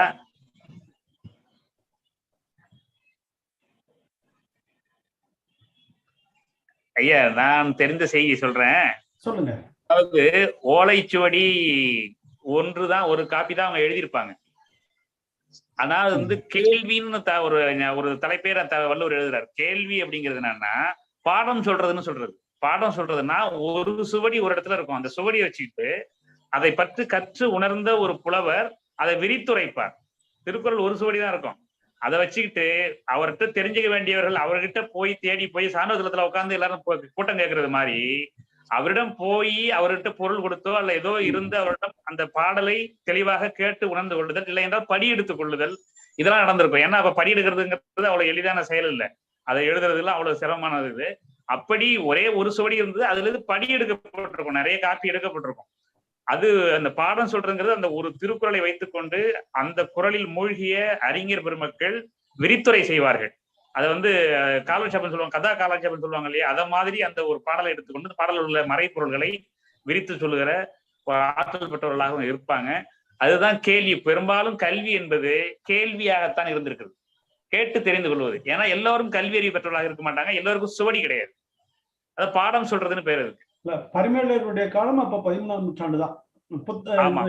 அச்சுக்கு வர்றதுக்கு முன்னாலே. ஆமா ஆமா ஆமா. இன்னொன்னு பெரும்பாலும் வந்திருக்கேன், இணைப்புல வந்திருக்கிறேன். நான் அப்படியே என்னோட பிள்ளைங்களை அழைக்கிறதுக்காக வேண்டி போயிட்டு இருக்கிறேன். அதனாலதான் அதை மீட் பண்ணியிருந்தேன்.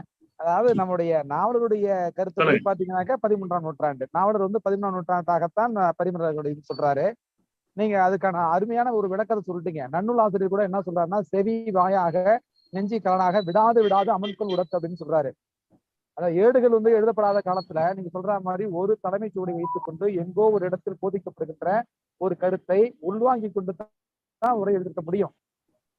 அதுக்கான அழகான ஒரு விளக்கத்தை மன்னர் சொல்லியிருக்காரு. அதுக்கு ரொம்ப நன்றி. அதனாலதான் கற்றலின் கேட்டல் உடையார் பெரியார் அப்படின்னு சொல்லுவாங்க. நன்றி. நன்றிங்க ஐயா. உங்களெல்லாம் அந்த போன போக்குல நம்ம யாரை பத்தியுமே நான் குறிப்பிட்டு பேச முடியாம ஆயிடுச்சு. அது எனக்கு ஒரு குறையாவே இருக்குது. இல்ல இல்ல இல்ல, உங்களுடைய உரை சிறப்பா இருந்தது, உரை நிறைவாக இருந்தது. அதுல குறை காண வேண்டிய அவசியம் இல்லை. அது மட்டுமல்ல, இப்ப தம்பி மன்னர் சொன்னது மாதிரி கடந்த காலங்கள்ல இந்த ஒலிபொறிக்கெல்லாம் இல்லாத காலத்துல நம்முடைய பேச்சாளர்கள் நம்ம மெரினா கடற்கரையில ஒரு 100 மீட்டருக்கு ஒருத்தர் நின்று மெக்கோபோனை வச்சுக்கிட்டு ஒருத்தர் பேசுறத பெரியவர்களே அப்படின்னா அடுத்தாப்புல அவர் பெரியவரும்பாரு ஒரு 10 பேர் சொல்லித்தான் அந்த கூட்டத்தை கட்டுப்படுத்துற காலம். அது மாதிரிதான் இந்த திருக்குறளுக்கான இதையும் நம்ம தம்பி மன்னர் சொன்னது சரியான ஒரு அருமையான செய்தியாக இதை பதிவு செய்ய விரும்புகிறேன். நன்றி, வணக்கம். மகிழ்ச்சிங்க, மகிழ்ச்சி. ஐயா, நிறைவுக்கு ஐயா எடுத்து காமிக்கிறாங்க, சாரிகளை கொண்டு வராங்க. நிறைவு பண்ணிடலாம். மன்னர் ஐயா அப்படியே மியூட் பண்ணுங்க. எனக்கு நான் வண்டியில போயிட்டு இருக்கேன். சரி சரி சரி, மியூட் பண்ணுங்க. அப்படியே எனக்கு மியூட் பண்ணுங்க. நிகழ்ச்சியை நிறைவுறது. உங்களுடைய உரை சிறப்பு, வாழ்த்துக்கள். நன்றிங்க. நன்றிங்க. சரி. ஐயா பரிமேலருடைய காலத்தை எடுத்து காமிக்கிறாங்க. 13ஆம் நூற்றாண்டு. 13ஆம் நூற்றாண்டு. சரி சரி சரிங்க. மகிழ்ச்சிங்க. நன்றி நன்றி நன்றி. நன்றிங்க ஐயா. மகிழ்ச்சி ஐயா. நன்றிக்கு போயிடலாமா? நன்றி உரை சொல்லிட்டுமா? சரி, மகிழ்ச்சி மகிழ்ச்சி. ஒரு அரிய நூலினை வழங்கி இருக்கிற சான்றோர் தளமும் பன்னாட்டு பயன்பாட்டு தமிழ் குழுமமும் இணைந்து நடத்திய அந்த மின்னூல் வெளியீட்டின் 52வது நிகழ்வை தலைமையேற்று தன்னுடைய பணிக்கு இடையிலும் மிகச்சிறந்த மிகச் சுருக்கமாகவும் தெளிவாகவும் நமக்கு தலைமை உரையாற்றிய பௌத்த அறிஞர் அறம் மா அமரேசன் அவர்களுக்கு நெஞ்சார்ந்த நன்றியினை தெரிவித்துக் கொள்கிறோம். வரவேற்புரை வழங்கிய முனைவர் ஷாலினி ஜெரால்ட் அவர்களுக்கும் நெஞ்சார்ந்த நன்றியினை தெரிவித்துக் கொள்கிறோம். நம்ம நிகழ்வுக்கு வர இருந்து இணைய சிக்கல் காரணமாக நம்மோடு இணைய முடியாமல் இருந்த முனைவர் பேராசிரியர் அண்ணாநே ரமேஷ் அவர்களுக்கும் இந்த நேரத்தில் நன்றியை தெரிவித்துக் கொண்டு, அதே போன்று சூழலில் காரணமாக அரங்கத்திற்கு வர முடியாத நம்முடைய இயக்குனர் சான்றிதழத்துடைய இயக்குனர் பொறியியல் முனைவர் பாலமுருகன் அவர்களுக்கும் நெஞ்சார்ந்த நன்றி. நோக்க உரை ஆற்றி நிகழ்வை நெறிப்படுத்தி கொண்டிருக்கிற சான்றோதளத்தினுடைய நிறுவனர் ஐயா பொறிஞர் அமிர்தன் பீட்டராஜன் அவர்களுக்கும் நெஞ்சார்ந்த நன்றி. இந்த நிகழ்விற்கு தலைமை உரை, வாழ்த்துரை எல்லாவற்றையும் சேர்த்து மிகச்சிறந்த ஒரு ஆகச்சிறந்த உரையாக நமக்கு வழங்கி இந்த நிகழ்வை இந்த தளத்தையும் நமக்கு வழங்கி சிறப்பித்துக் கொண்டிருக்கிற ஐயா தமிழ் ஈயலன் ஐயா அவர்களுக்கும் நெஞ்சார்ந்த நன்றியினை தெரிவித்துக் கொள்கிறோம். இதுபோல இந்த அரங்கத்திற்குள்ளே பல்வேறு உறுப்பினர்கள், பல்வேறு சான்றோர் பெருமக்கள் இதுவரை தன்னுடைய நேரத்தினை செலவிட்டிருக்கிறார்கள். இந்தியாவிலிருந்தும் வேறு மாநிலங்களிலிருந்தும் தமிழ்நாட்டிலிருந்தும் பல நாடுகளிலிருந்தும் பங்கேற்றிருக்கிற அத்தனை பெருமக்களுக்கும் நன்றியை தெரிவித்துக் கொள்கிறோம். ஒரு அருமையான திறனாய் உடனே இங்கே வழங்கி தன்னுடைய பணிச்சூழல் காலமாக வெளியேறி இருக்கிற நம்முடைய முனைவர் விழிகள் சி ராஜ்குமார் அவர்களுக்கு நெஞ்சார்ந்த நன்றி. சூழலியல் காரணமாக நிகழ்வுக்கு வர இயலாத வாழ்த்துறை வழங்க இருந்த நன்னன்குடி அம்மா அவர்களுக்கும் நெஞ்சார்ந்த நன்றி. அதே போன்று வேறொரு நிகழ்வுக்கு பங்கேற்பு செல்வதனாலே இந்த நிகழ்வுக்கு தொகுப்புரை வழங்க வர இயலாமல் போன நம்முடைய பேராசிரியர் முனைவர் வெற்றி நிலவன் அவர்களுக்கும் நெஞ்சார்ந்த நன்றியினை தெரிவித்துக் கொள்கிறோம். அதுபோன்று இந்த நிகழ்விலே இதுவரை இருந்து சிறப்பித்துக் கொண்டிருக்கிற ஐயா நெய்வேலி நெருப்பு ஐயா அவர்களுக்கு, பெரியார் பெருந்தண்டர் அவர்களுக்கும் இந்த அரங்கத்தில் இருக்கிற சான்றோர் பெருமக்களும் நெஞ்சார்ந்த நன்றியினை சொல்லி நிறைவு செய்கிறோம். நன்றி, வணக்கம். அனைவருக்கும் நன்றிங்க ஐயா. நன்றி ஐயா. பீட்டர் ஐயா, உங்ககிட்ட தான் இருக்கு பொறுப்பு. சொல்லுங்க ஐயா. நீங்க தான் நிறுத்தணும். நிறுத்திடலாம். சரிங்க ஐயா. சரி, துவக்கமும் நீங்களே, நிறைவும் நீங்களே. சரிங்க ஐயா, மிக்க மகிழ்ச்சி. மன்னன், அடுத்த நிகழ்வை பத்தி தகவல் உண்டா? அது அறிவிப்பா கொடுத்துருங்க. பின்னால் கொடுக்கலாங்கிற. ஆமா, சரி, சரிங்க. மிக்க நன்றி, அனைவருக்கும் நன்றி. பார்ப்போம். வணக்கம். நிறைவு செய்வோம். வாழ்த்துக்கள்.